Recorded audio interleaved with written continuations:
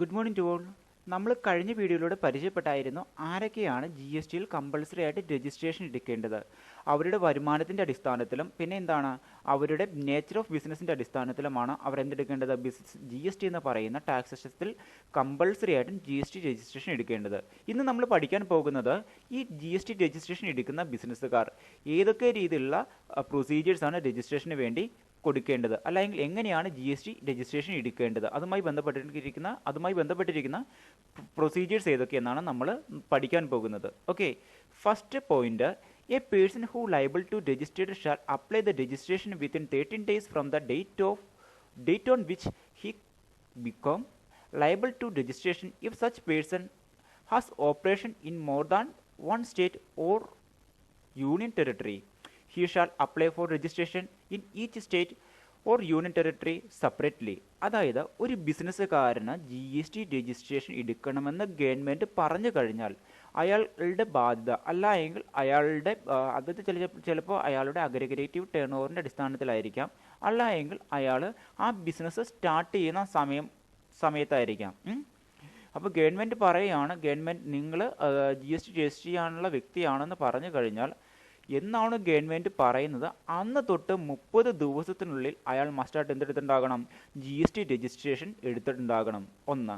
ഇനി രണ്ടാമത്തെ ഒരു കാര്യമെന്ന് പറയുന്നത്, ഒരു ബിസിനസ്സുകാരന് ഒന്നിലധികം സ്റ്റേറ്റുകളിൽ അയാളുടെ സെയിം ബിസിനസ് സ്ഥാപനം ഉണ്ടെങ്കിൽ ഓരോ സ്റ്റേറ്റിലും ഉള്ള അയാളുടെ ഓരോ ബിസിനസ് സ്ഥാപനത്തിനും സെപ്പറേറ്റ് ആയിട്ടായിരിക്കണം എന്തെടുക്കേണ്ടത്, ജി എസ് ടി രജിസ്ട്രേഷൻ എടുക്കേണ്ടത്. ഇപ്പോൾ ഉദാഹരണം പറഞ്ഞു കഴിഞ്ഞാൽ, ഞാൻ കേരളത്തിലെ ഒരു ബിസിനസ്സുകാരനാണ്, എനിക്ക് കേരളത്തിൽ ഒരു തുണിക്കടയാണ് ഉള്ളതെന്ന് സങ്കല്പിക്കുക. ഇതേ സെയിം തുണിക്കട എനിക്ക് തമിഴ്നാട്ടിലും ഉണ്ടെന്ന് കരുതുക. അപ്പോൾ എൻ്റെ ഈ ബിസിനസ് സ്ഥാപനം രണ്ടായിട്ടാണ് ട്രീറ്റ് ചെയ്യപ്പെടുന്നത്, അല്ലെങ്കിൽ രണ്ട് ബിസിനസ് സ്ഥാപനമായിട്ടാണ് കാണുന്നത്. ഓക്കെ, സോ കേരളത്തിലെ ബിസിനസ് സ്ഥാപനം കേരളം എന്ന് പറയുന്ന സ്റ്റേറ്റിൽ കേരളം എന്ന് പറയുന്ന ബിസിനസ് സ്ഥാപനം, കേരളത്തിലുള്ള എൻ്റെ ബിസിനസ് സ്ഥാപനം കേരളത്തിലായിരിക്കും രജിസ്റ്റർ ചെയ്യുന്നത്. അന്നേരം എനിക്ക് കിട്ടുന്ന ജി എസ് ടി നമ്പർ എന്ന് പറയുന്നത് 15 ഡിജിറ്റ് ആണ്. അത് കേരളത്തിൻ്റെ ജി എസ് ടി നമ്പർ ആയിരിക്കും. അതുപോലെ തന്നെ എന്താണ്, എനിക്ക് തമിഴ്നാട്ടിൽ ഒരു ബിസിനസ് സ്ഥാപനമുണ്ട് ഇതേ സെയിം രീതിയിലുള്ളത്. എനിക്ക് എന്ത് ചെയ്യണം, ഞാൻ അവിടുത്തെ ബിസിനസ് സ്ഥാപനത്തിന് ജി എസ് ടി രജിസ്ട്രേഷൻ എടുക്കണമെങ്കിൽ അവിടുത്തെ തമിഴ്നാട് സ്റ്റേറ്റിൽ ആയിരിക്കണം എൻ്റെ ബിസിനസ് സ്ഥാപനം രജിസ്റ്റർ ചെയ്യേണ്ടത്. ഓക്കെ, അപ്പോൾ ഓരോ സ്റ്റേറ്റിലും ബിസിനസ്സുകാരന് ബ്രാഞ്ചസ് ഉണ്ട് എങ്കിൽ അതാത് സ്റ്റേറ്റിലെ ബിസിനസ് സ്ഥാപനവുമായി ബന്ധപ്പെട്ട രജിസ്ട്രേഷൻ അതാത് സ്റ്റേറ്റിനെയാണ് സമീപിക്കേണ്ടത്. ഓക്കെ, അങ്ങനെ ഇന്ത്യയിൽ മൊത്തം എന്താണ് 28 സ്റ്റേറ്റുകളും 8 യൂണിയൻ ടെറിട്ടറി മേഖലകളും ആണ് ഉള്ളത്. ഇനി casual taxable person or non resident taxable person shall apply for registration at least 5 days prior to the commencement of business. The application for registration must be in the manner of prescribed rule 8. അതായത് ഇപ്പോൾ ഞാൻ ചിലപ്പോൾ G S ടിയുടെ അകത്ത് നമ്മൾ പറഞ്ഞു കാഷ്യൽ taxable person ആയിക്കോട്ടെ non resident taxable person ആയിക്കോട്ടെ, ഈ രണ്ട് രീതിയിലുള്ള ബിസിനസ്സുകാരാണ് എങ്കിൽ അവരുടെ അഗ്രഗേറ്റീവ് ടേൺ ഓവറിൻ്റെ അടിസ്ഥാനത്തിലല്ല അവരെന്തെടുക്കുന്നത്, ജി എസ് ടിയുടെ അകത്ത് രജിസ്ട്രേഷൻ എടുക്കുന്നത്. ഓക്കെ, അപ്പോൾ ഇങ്ങനെയുള്ള രീതിയിലുള്ള ബിസിനസ്സുകാർ എന്നാണോ അവരുടെ ബിസിനസ് സ്റ്റാർട്ട് ചെയ്യുന്നത് അതിന് 5 ദിവസത്തിന് മുമ്പ് തന്നെ എന്തെടുക്കണം, അവർ മസ്റ്റായിട്ടും അവർ ബിസിനസ്സിൽ വരുന്നതിന് 5 ദിവസം മുമ്പ് തന്നെ എന്തെടുത്തിരിക്കണം, അവർ മസ്റ്റായിട്ടും ജി എസ് ടി രജിസ്ട്രേഷൻ എടുത്തിട്ടുണ്ടാകണം. അത് റൂൾ 8 പ്രകാരമാണ് എന്തെടുക്കേണ്ടത്, ഇവർ ജി എസ് ടി രജിസ്ട്രേഷൻ എടുക്കേണ്ടത്. ആ റൂൾ 8 കൃത്യമായിട്ട് പറയുന്നുണ്ട്, ഇവർക്ക് വേണ്ടിയുള്ള പ്രിസ്ക്രൈബ്ഡ് ആയിട്ടുള്ള ഇവർക്ക് വേണ്ടി മുൻകൂട്ടി നിശ്ചയിച്ചിരിക്കുന്ന ഒരു ഫോർമാറ്റാണ്. ഇവർ ഏത് രീതിയിലൊക്കെയാണ് ഏത് രീതിയിലുള്ള ആപ്ലിക്കേഷൻ ഫോമൊക്കെയാണ് ഫില്ല് ചെയ്ത് കൊടുക്കേണ്ടത്, ഏത് രീതിയിലുള്ള ഡോക്യുമെൻറ്റ്സ് ആണ് സബ്മിറ്റ് ചെയ്യേണ്ടത് മുതലായ എല്ലാ കാര്യങ്ങളും റൂൾ 8 പറയുന്നുണ്ട് കൃത്യമായിട്ടും. ഓക്കെ, അപ്പോൾ കോഷ്യൽ ടാക്സിബിൾ പേഴ്സൺ നോൺ റെസിഡൻ്റ് ആയിട്ടുള്ള പേഴ്സൺസും എന്താണ്, അവർ ബിസിനസ് സ്റ്റാർട്ട് ചെയ്യുന്ന 5 ദിവസം മുമ്പ് മസ്റ്റായിട്ട് ചെയ്തിട്ടുണ്ടാകണം, ജി എസ് ടി രജിസ്ട്രേഷൻ എടുത്തിട്ടുണ്ടാകണം. ഓക്കെ, ഇനി a person seeking registration under C G S T act shall be granted a single registration in a state or union territory. അതായത് ഇപ്പോൾ ഞാൻ കേരളത്തിലെ ഒരു ബിസിനസ്സുകാരൻ ഇരിക്കട്ടെ, ഞാൻ കേരളത്തിൻ്റെ C G S T act അനുസരിച്ചായിരിക്കും എൻ്റെ ബിസിനസ് സ്ഥാപനം രജിസ്റ്റർ ചെയ്യുന്നത്. എനിക്ക് കേരളത്തിൽ ഒന്നിലധികം സ്ഥലത്ത് ബ്രാഞ്ചസ് ഉണ്ട് എങ്കിൽ ഓക്കെ, എനിക്ക് ആ ഒരൊറ്റ ജി എസ് ടി രജിസ്ട്രേഷൻ എൻ്റെ എല്ലാ ബിസിനസ് സ്ഥാപനത്തിനും ഒരൊറ്റ GST രജിസ്ട്രേഷൻ നമ്പർ മതിയാകും. അത് CGST ആക്ട് ഉറപ്പ് നൽകുന്നു എന്നാണ് പറയുന്നത്. അതായത് ഒരു യൂണിയൻ ടെറിട്ടറി മേഖലയിലോ അല്ലെങ്കിൽ ഒരു സ്റ്റേറ്റിലോ ഒരു ബിസിനസ് സ്ഥാപനത്തിന് ഒന്നിലധികം സ്വഭാവമുള്ള ബിസിനസ് സ്ഥാപനത്തിന് ഒന്നിലധികം ബ്രാഞ്ചസ് ഉണ്ട് എങ്കിൽ എന്താണ്, അതിന് ഒരൊറ്റ GST രജിസ്ട്രേഷൻ നമ്പർ എടുത്താൽ മതി. അല്ലെങ്കിൽ ആ ബിസിനസ് സ്ഥാപനം ഒറ്റയ്ക്ക് ഒരു പ്രാവശ്യം GST രജിസ്ട്രേഷൻ എടുത്താൽ മതി. അല്ലാതെ ഓരോ ബ്രാഞ്ച് ഓഫീസിൻ്റെ പേരിൽ എന്തെടുക്കേണ്ട, സെപ്പറേറ്റ് ആയിട്ട് ആ സ്റ്റേറ്റിൽ GST രജിസ്ട്രേഷൻ എടുക്കേണ്ട കാര്യമില്ല എന്നാണ് പറഞ്ഞു വരുന്നത്. ഓക്കെ, ഇനി മറ്റൊരു കാര്യമാണ്, a person having multiple business verticals in a state or union territory may be guaranteed A separate registration for each business vertical subject to conditions. അതായത് പറയാം എന്താണെന്നുള്ളത്. നമ്മൾ ഇപ്പോൾ ഒരു ബിസിനസ്സുകാരനാണ്, നമ്മൾ ബിസിനസ് വെർട്ടിക്കൽ എന്തെന്ന് മുമ്പിലത്തെ വീഡിയോസിലൂടെ പരിചയപ്പെട്ടായിരുന്നു. ലംബമായിട്ട് ബിസിനസ് ചെയ്യുക. അതായത് ഒരു ബിസിനസ്സുകാരനായിരിക്കും, പക്ഷേ അയാൾ ചെയ്യുന്ന ബിസിനസ് എന്ന് പറയുന്നത് ഡിഫറെൻറ്റ് സ്വഭാവമുള്ളതായിരിക്കും. ഇപ്പോൾ ഉദാഹരണം പറഞ്ഞു കഴിഞ്ഞാൽ, എനിക്ക് റിലയൻസ് പെട്രോളിയം ആയി ബന്ധപ്പെട്ടുള്ള റിലയൻസ് എന്ന് പറയുന്ന ഒരു പെട്രോൾ ഉൽപ്പന്നവുമായി ബന്ധപ്പെട്ടുള്ള ഒരു കമ്പനി ഉണ്ടെന്ന് കരുതുക. ഓക്കെ, ഈ കമ്പനിയിൽ രണ്ട് രീതിയിലുള്ള ബിസിനസ്സാണ് നടക്കുന്നത്. ഒന്ന് പെട്രോളിയം ഖനനം ചെയ്തെടുക്കുന്ന പ്രക്രിയ, അതുപോലെ തന്നെ ഈ പെട്രോളിയം ഡിസ്ട്രിബ്യൂട്ട് ചെയ്യപ്പെടുന്ന പ്രക്രിയ. ഓക്കെ, അപ്പോൾ ഇത് രണ്ടും എന്താണ്, രണ്ട് രീതിയിലുള്ള പർപ്പസിന് വേണ്ടിയുള്ള ബിസിനസ് സ്ഥാപനമാണ് അല്ലേ. ഒന്ന് പെട്രോളിയം ഖനനം ചെയ്തെടുക്കുന്നത്, മറ്റേത് പെട്രോളിയം ഡിസ്ട്രിബ്യൂട്ട് ചെയ്ത് കൊടുക്കുന്നത് അല്ലെങ്കിൽ സെയിൽ ചെയ്യപ്പെടുന്നത്. ഇത് രണ്ടെണ്ണത്തിനും ഉണ്ടാകുന്ന വരുമാനം എന്ന് പറയുന്നത് ഡിഫറൻ്റ് ആണ്, റിസ്ക്കും ഡിഫറൻ്റ് ആണ്. രണ്ട് പർപ്പസിന് വേണ്ടിയുള്ള ബിസിനസ് സ്ഥാപനമാണ്. ഉടമസ്ഥൻ ഒന്നാന്ന് മാത്രമേ ഉള്ളൂ.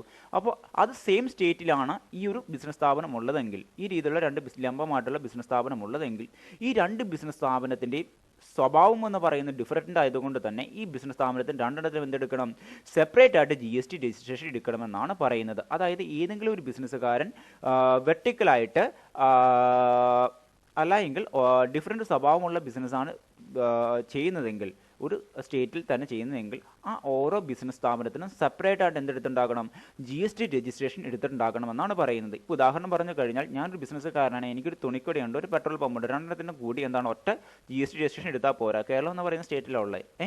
പക്ഷേ രണ്ടും ഡിഫറൻറ്റ് സ്വഭാവമുള്ള ബിസിനസ് സ്ഥാപനമല്ലേ. അപ്പോൾ രണ്ടിടത്തിനും സെപ്പറേറ്റ് ആയിട്ട് എന്തെടുക്കണം, GST രജിസ്ട്രേഷൻ എടുക്കണം. തുണിക്കടയുടെ GST രജിസ്ട്രേഷൻ, പെട്രോൾ പമ്പിൻ്റെ GST രജിസ്ട്രേഷൻ എടുക്കണം എന്നാണ് റൂള് പറഞ്ഞു വരുന്നത്. ഓക്കെ,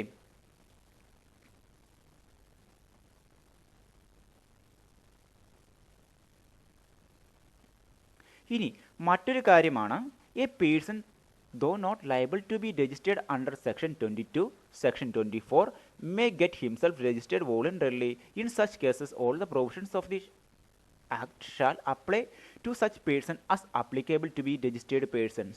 ഓക്കെ, വേറെ ഒന്നുമില്ല, നമ്മൾ സെക്ഷൻ 22. അപ്പോൾ നിങ്ങൾ ചോദിക്കുക, എന്താ സാർ ഈ സെക്ഷൻ 22? മക്കളെ, ഞാൻ പറഞ്ഞില്ലായിരുന്നു, അഗ്രിഗേറ്റീവ് ടേൺ ഓവർ എന്ന് പറയുന്നതിൻ്റെ അടിസ്ഥാനത്തിൽ GST രജിസ്റ്റർ ചെയ്യേണ്ട ബിസിനസ്സുകാർ, അവരെയാണ് സെക്ഷൻ 22 പറയുന്നത്. അതായത് ഗുഡ്സ് വിൽക്കുന്ന ബിസിനസ്സുകാർ, അതുപോലെ തന്നെ സർവീസ് വിൽക്കുന്ന ബിസിനസ്സുകാർ, അവരുടെ ഇൻകം 40 ലക്ഷത്തിന് മുകളിലാണെങ്കിൽ, ഗുഡ്സ് വിൽക്കുന്ന ബിസിനസ്സുകാർ അവരുടെ അഗ്രിഗേറ്റീവ് ടേൺ ഓവർ 40 ലക്ഷത്തിന് മുകളിലാണെങ്കിൽ അവർ കമ്പൾസറി ആയിട്ടും GST രജിസ്ട്രേഷൻ ഇതുണ്ടാകണം. ലോവർ ഇൻകം സ്റ്റേറ്റിലെ ബിസിനസ്സുകാരാണെങ്കിൽ, ഗുഡ്സ് വിൽക്കുന്ന ബിസിനസ്സുകാരാണെങ്കിൽ അവരുടെ ഇൻകം എന്ന് പറയുന്നത് എന്താണ്, 20 ലക്ഷത്തിന് മുകളിലാണെങ്കിൽ, അവർ അഗ്രിഗേറ്റീവ് ടേൺ ഓവർ എന്ന് പറയുന്നത് 20 ലക്ഷത്തിന് മുകളിലാണെങ്കിൽ അവർ മസ്റ്റായിട്ട് എന്തെടുത്തുണ്ടാകണം, GST രജിസ്ട്രേഷൻ എടുത്തുണ്ടാകണം. ഇങ്ങനെ വരുമാനത്തിൻ്റെ അടിസ്ഥാനത്തിൽ, അഗ്രിഗേറ്റീവ് ടേൺ ഓവറിൻ്റെ അടിസ്ഥാനത്തിൽ GST രജിസ്റ്റർ ചെയ്യേണ്ട ബിസിനസ്സുകാരാണ് സെക്ഷൻ 22 വരുന്നത്. സെക്ഷൻ 24 വരുന്നത് ബിസിനസിൻ്റെ സ്വഭാവം അനുസരിച്ച് GST കമ്പൾസറി ആയിട്ടും രജിസ്റ്റർ ചെയ്യേണ്ട ബിസിനസ്സുകാരാണ് വരുന്നത്.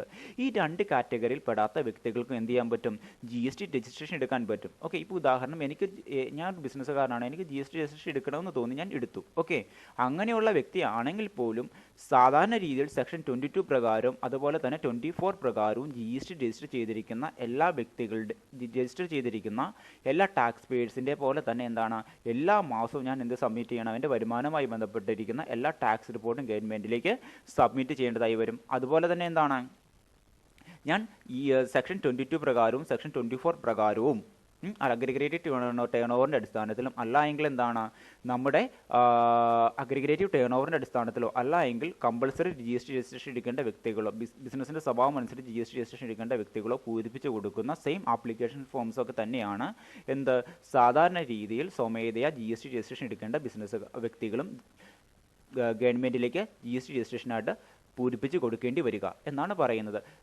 GST രജിസ്റ്റർ ചെയ്യുന്ന വ്യക്തികൾ അവർ പൂരിപ്പിച്ച് കൊടുക്കുന്ന പ്രൊസീജിയേഴ്സിലൊന്നും വ്യത്യാസമുണ്ടാകുന്നില്ല. ചിലപ്പോൾ കമ്പൾസറി ആയിട്ട് രജിസ്ട്രേഷൻ എടുക്കാത്ത വ്യക്തികളും ഇതേ സെയിം രീതിയിലുള്ള എല്ലാ റൂൾസും എല്ലാ ആപ്ലിക്കേഷൻ ഫോമും ആയിരിക്കണം ഫില്ല് ചെയ്ത് കൊടുക്കേണ്ടത് GST രജിസ്ട്രേഷന് വേണ്ടി എന്നാണ് പറഞ്ഞു വരുന്നത്.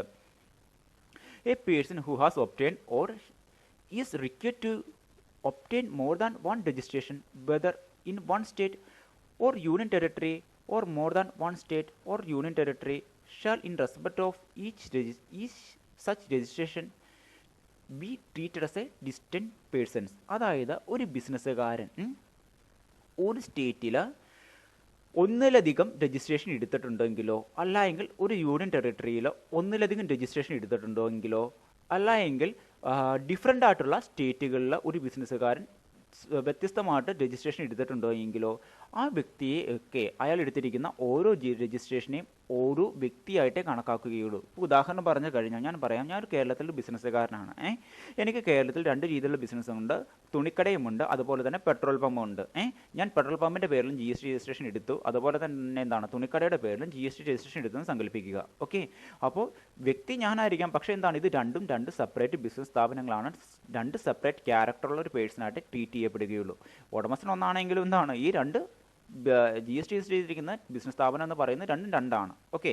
അതേ സെയിം രീതിയിൽ തന്നെ എന്താണ് ഞാൻ കേരളത്തിലെ ഒരു ബിസിനസ്സുകാരനാണ്, എനിക്ക് തമിഴ്നാടും ബ്രാഞ്ച് ഉണ്ട് എങ്കിൽ ഞാൻ കമ്പൾസറി ആയിട്ട് എന്തെടുത്തുണ്ടാകണം, കേരളത്തിൽ ബിസിനസ് സ്ഥാപനത്തിന് കേരളത്തിൻ്റെ രജിസ്ട്രേഷൻ എടുത്തുണ്ടാകണം, അതുപോലെ തന്നെ തമിഴ്നാട്ടിലെ ബിസിനസ് സ്ഥാപനത്തിന് തമിഴ്നാട്ടിലെ രജിസ്ട്രേഷൻ എടുത്തുണ്ടാകണം. അപ്പോൾ ഈ 2 സ്റ്റേറ്റിലും ഉള്ള രജിസ്ട്രേഷൻ എന്താണ് 2 സെപ്പറേറ്റ് ബിസിനസ് 2 സെപ്പറേറ്റ് പേഴ്സണായിട്ട് ട്രീറ്റ് ചെയ്യുമെന്നാണ് പറയുന്നത് GSTയുടെ അകത്ത്. Okay, a person applying for registration should have a permanent account number issued under the Income Tax Act 1961. A person required to deduct tax under Section 51 may have a tax deduction and collection account number issued under the Income Tax Act 1961 to become eligible for registration.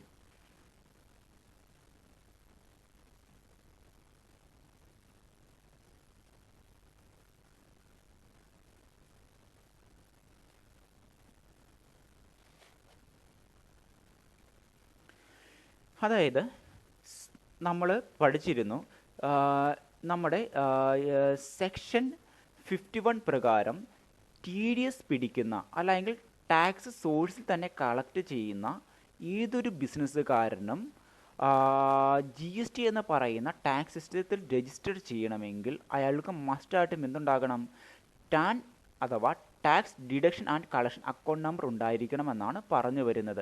എങ്കിൽ മാത്രമേ അയാൾ എന്തിന് അർഹതയുള്ളൂ, GSTയുടെ അകത്ത് register ചെയ്യാനുള്ള അർഹത ഉണ്ടാവുകയുള്ളൂ എന്നാണ് പറഞ്ഞു വരുന്നത്. അതായത് ഇൻകം ടാക്സ് 1961 പ്രകാരം TDS കളക്ട് ചെയ്യുന്ന ഏതൊരു ബിസിനസ്സുകാരനും അല്ല എങ്കിൽ ഏതൊരു വ്യക്തിക്കും GSTയിൽ രജിസ്റ്റർ ചെയ്യണമെങ്കിൽ അയാൾക്ക് കമ്പൾസറി ആയിട്ടും എന്തുണ്ടാകണം, tax deduction and collection account number ഉണ്ടായിരിക്കണം.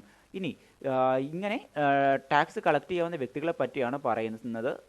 ഏതൊക്കെ വ്യക്തികൾക്ക് ടാക്സ് കളക്ട് ചെയ്യാമെന്ന് സെക്ഷൻ 51 പ്രകാരം പറയുന്നുണ്ട്. നമുക്കത് മുന്നോട്ട് വരുമ്പോൾ പഠിക്കാം. ഇപ്പോൾ തൽക്കാലം ചിന്തിക്കുക, എന്താണ് TDS എന്ന് നിങ്ങൾക്കറിയാമല്ലോ. TDS എന്ന് വെച്ച് കഴിഞ്ഞാൽ ഒന്നുമില്ല, ഇപ്പോൾ ഞാൻ നമ്മൾ മുമ്പിലത്തെ വീഡിയോയിൽ പറഞ്ഞായിരുന്നു TDS എന്താണെന്നുള്ളത് അല്ലേ. ഇപ്പോൾ TDS കളക്ട് ചെയ്യുന്ന ഏതൊരു ബിസിനസ്സുകാരനും മസ്റ്റായിട്ട് എന്തുണ്ടാകണം, ഒരു tax deduction and collection account number ഉണ്ടായിരിക്കണം. എങ്കിൽ മാത്രമേ എന്തുള്ളൂ, അയാൾക്ക് ഈ ഇങ്ങനെ കളക്ട് ചെയ്യുന്ന ടാക്സ് ഗവൺമെൻറ്റിലേക്ക് അടയ്ക്കാൻ പറ്റുകയുള്ളൂ. ഓക്കെ, അങ്ങനെയുള്ള വ്യക്തിക്ക് മാത്രമേ അങ്ങനെയുള്ള ബിസിനസ് സ്ഥാപനങ്ങൾക്ക് മാത്രമേ GSTയുടെ അകത്ത് രജിസ്റ്റർ ചെയ്യാൻ എലിജിബിലിറ്റി ഉള്ളൂ എന്നാണ് പറഞ്ഞു വരുന്നത്. ഇനി A non-resident taxable person may be guaranteed registration on the basis of such other document as may be prescribed. അതായത് വിദേശ രാജ്യങ്ങളിൽ പ്രവാസികളായിട്ടുള്ള ബിസിനസ്സുകാർക്ക് ഇന്ത്യയിൽ ഏതെങ്കിലും തരത്തിലുള്ള ഗുഡ്സോ സർവീസോ ട്രേഡ് ചെയ്യണമെങ്കിൽ അവർ കമ്പൾസറി ആയിട്ടും എന്തെടുത്തുണ്ടാകണം, GST രജിസ്ട്രേഷൻ എടുത്തുണ്ടാകണം. അതിന് ഗവൺമെൻറ് പറഞ്ഞിരിക്കുന്ന എല്ലാ ഡോക്യുമെൻറ്റ്സും ഫില്ല് ചെയ്ത് കൊടുക്കണമെന്നാണ് പറഞ്ഞേക്കുന്നത് GST രജിസ്ട്രേഷന് വേണ്ടി.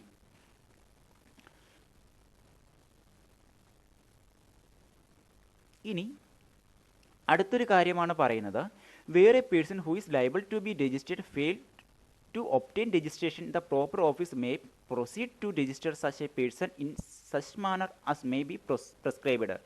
അതായത് നമ്മളിപ്പോൾ ഏതെങ്കിലും ഒരു ബിസിനസ്സുകാരൻ അയാൾക്ക് GST രജിസ്ട്രേഷൻ എടുക്കണമെന്ന് ഗവൺമെൻറ് പറഞ്ഞു, അദ്ദേഹം പോയി GST രജിസ്ട്രേഷൻ എടുക്കാൻ ശ്രമിച്ചു. പക്ഷേ എന്താണ്, ഏതെങ്കിലും ഒരു കാരണവശാൽ GST രജിസ്ട്രേഷൻ എടുക്കാൻ പറ്റിയില്ല, ഫെയിലായി പോയെങ്കിൽ ആ പ്രോപ്പർ ഓഫീസറുടെ സഹായത്തോടു കൂടി ആരാണോ ഏത് അതോറിറ്റിക്കാണോ ഏത് അതോറിറ്റിയുടെ കീഴിലാണോ ഇദ്ദേഹം GST രജിസ്ട്രേഷന് വേണ്ടി അപ്ലൈ ചെയ്തത്, ആ അതോറിറ്റിയുടെ റെസ്പോൺസിബിലിറ്റി വഹിക്കുന്ന ഓഫീസറുടെ സഹായത്തോടു കൂടി വീണ്ടും അഗൈനായിട്ട് അയാൾക്ക് എന്തെടുക്കാൻ പറ്റും, പ്രിസ്ക്രൈബ്ഡ് ഫോർമാറ്റിൽ പഴയ രീതിയിൽ തന്നെ സാധാരണ എല്ലാ വ്യക്തികളും GST രജിസ്ട്രേഷൻ എടുക്കുന്ന രീതിയിൽ എന്തെടുക്കാൻ പറ്റും, GST രജിസ്ട്രേഷൻ എടുക്കാൻ പറ്റുമെന്നാണ് പറഞ്ഞു വരുന്നത്.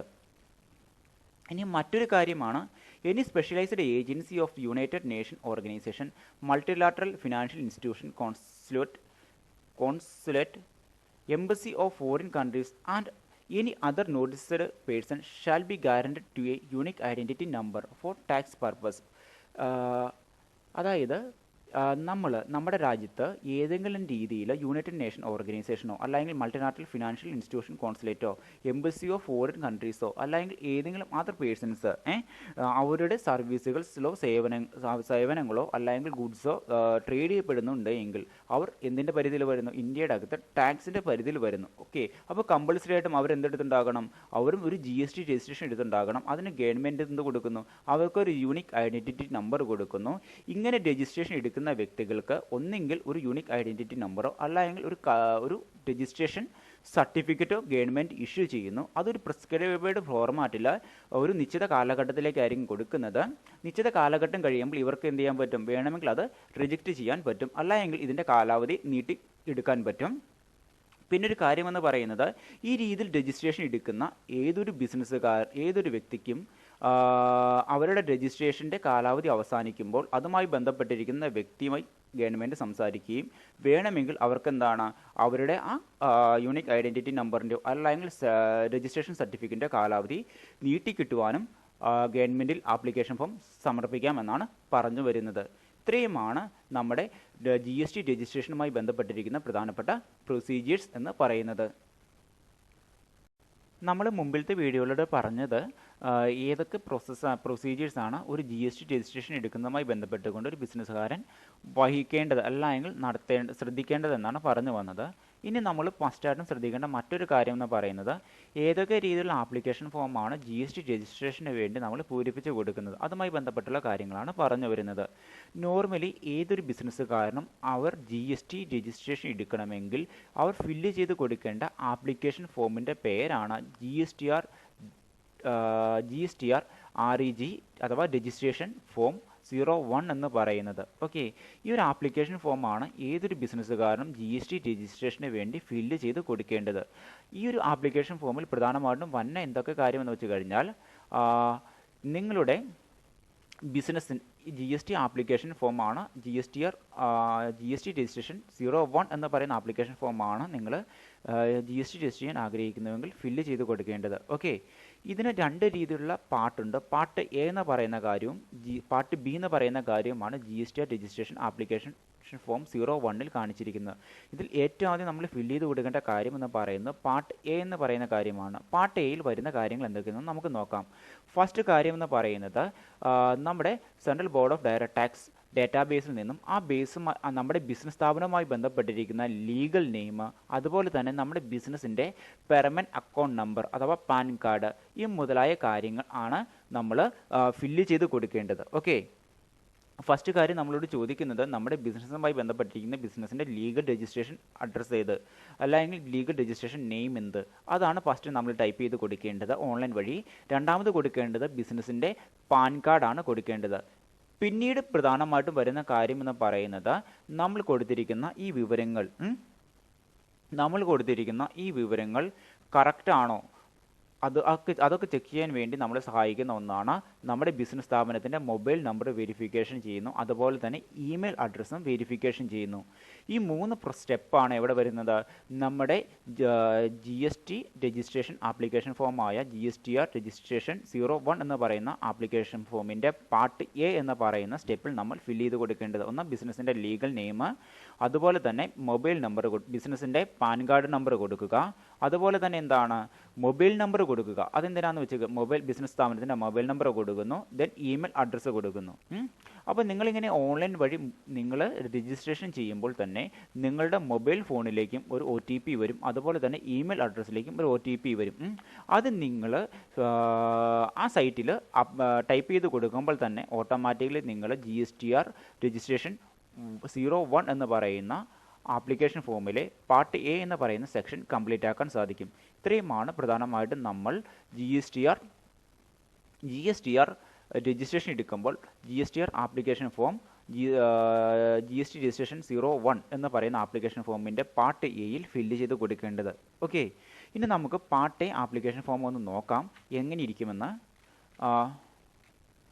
നമ്മുടെ പാർട്ട് എ ആപ്ലിക്കേഷൻ ഫോം എന്ന് പറയുന്നത് ഇതാണ്. നമ്മൾ ഫില്ല് ചെയ്ത് കൊടുക്കുന്നത് മാനുവലായിട്ടല്ല, നമ്മൾ ഓൺലൈൻ സോഫ്റ്റ്വെയറിൻ്റെ സപ്പോർട്ടോട് കൂടിയാണ് നമ്മളിത് ഫില്ല് ചെയ്ത് കൊടുക്കുന്നത്. നോക്കി, ഇതാണ് ഓൺലൈൻ സൈറ്റിൽ പ്രധാനമായിട്ടും കൊടുക്കുന്ന കാര്യം. നിങ്ങളുടെ ബിസിനസ്സിൻ്റെ ലീഗൽ നെയിം മെൻഷൻ ചെയ്യുന്നു. അതായത് പാൻ കാർഡിൽ എങ്ങനെയാണോ നിങ്ങളുടെ ബിസിനസ് സ്ഥാപനം മെൻഷൻ ചെയ്തിരിക്കുന്നത് അതേ സെയിം രീതിയിൽ നിങ്ങളുടെ ബിസിനസ്സിൻ്റെ ലീഗൽ നെയിം മെൻഷൻ ചെയ്യണം ഓൺലൈനിൽ.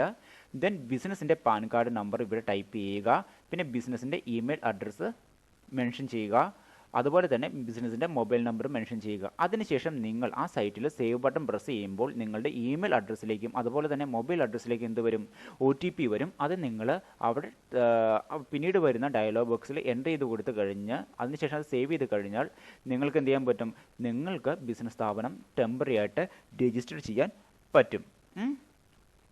ഇപ്പോൾ ഈ ഒരു രീതിയിൽ രജിസ്റ്റർ ചെയ്യുമ്പോൾ തന്നെ നിങ്ങൾക്ക് എന്ത് കിട്ടുന്നു, നിങ്ങൾക്ക് അതായത് നമ്മുടെ GSTR രജിസ്ട്രേഷൻ 01 ആപ്ലിക്കേഷൻ ഫോമിലെ പാർട്ട് എ എന്ന് പറയുന്ന ഭാഗം നിങ്ങൾ ഫില്ല് ചെയ്ത് കൊടുക്കുമ്പോൾ തന്നെ നിങ്ങൾക്ക് ടെമ്പററി ആയിട്ടുള്ള ഒരു രജിസ്ട്രേഷൻ നമ്പർ നിങ്ങളുടെ മൊബൈലിലേക്കും അതുപോലെ തന്നെ നിങ്ങളുടെ ജിമെയിലിലേക്കും വരും. ഓക്കെ, ഇതാണ് ഫസ്റ്റ് സ്റ്റെപ്പ് എന്ന് പറയുന്നത്. ഓക്കെ, നിങ്ങളുടെ ഈ രീതിയിൽ നിങ്ങൾ ഈ പാർട്ട് എ ഫില്ല് ചെയ്ത് കൊടുക്കുമ്പോൾ തന്നെ ഇതുമായി ബന്ധപ്പെട്ടിട്ടുള്ള റെസ്പെക്റ്റീവ് ഓഫീസേഴ്സ് എന്ത് ചെയ്യും, നിങ്ങളുടെ ബിസിനസ് സ്ഥാപനത്തിന് ലീഗൽ നെയിം കൊടുത്തത് ശരിയാണോ, അത് പാൻ കാർഡ് കറക്റ്റാണോ, മൊബൈൽ നമ്പർ കറക്റ്റാണോ, ഈ മുതലേ കാര്യങ്ങളൊക്കെ ഒന്ന് വെരിഫിക്കേഷൻ ചെയ്യും. അതിനുശേഷമാണ് നിങ്ങൾക്ക് എന്ത് അലോട്ട് ചെയ്ത് തരുന്നത്, നിങ്ങളുടെ ബിസിനസ് സ്ഥാപനത്തിന് ടെമ്പററി ആയിട്ടുള്ള TRN നമ്പർ അഥവാ ടെമ്പററി രജിസ്ട്രേഷൻ നമ്പർ അലോട്ട് ചെയ്ത് തരുന്നത്. ഓക്കെ, ഇതാണ് ഫസ്റ്റ് സ്റ്റെപ്പ് എന്ന് പറയുന്നത്. ഇനി വേറൊരു കാര്യം എന്തെന്ന് വെച്ച് കഴിഞ്ഞാൽ നിങ്ങൾ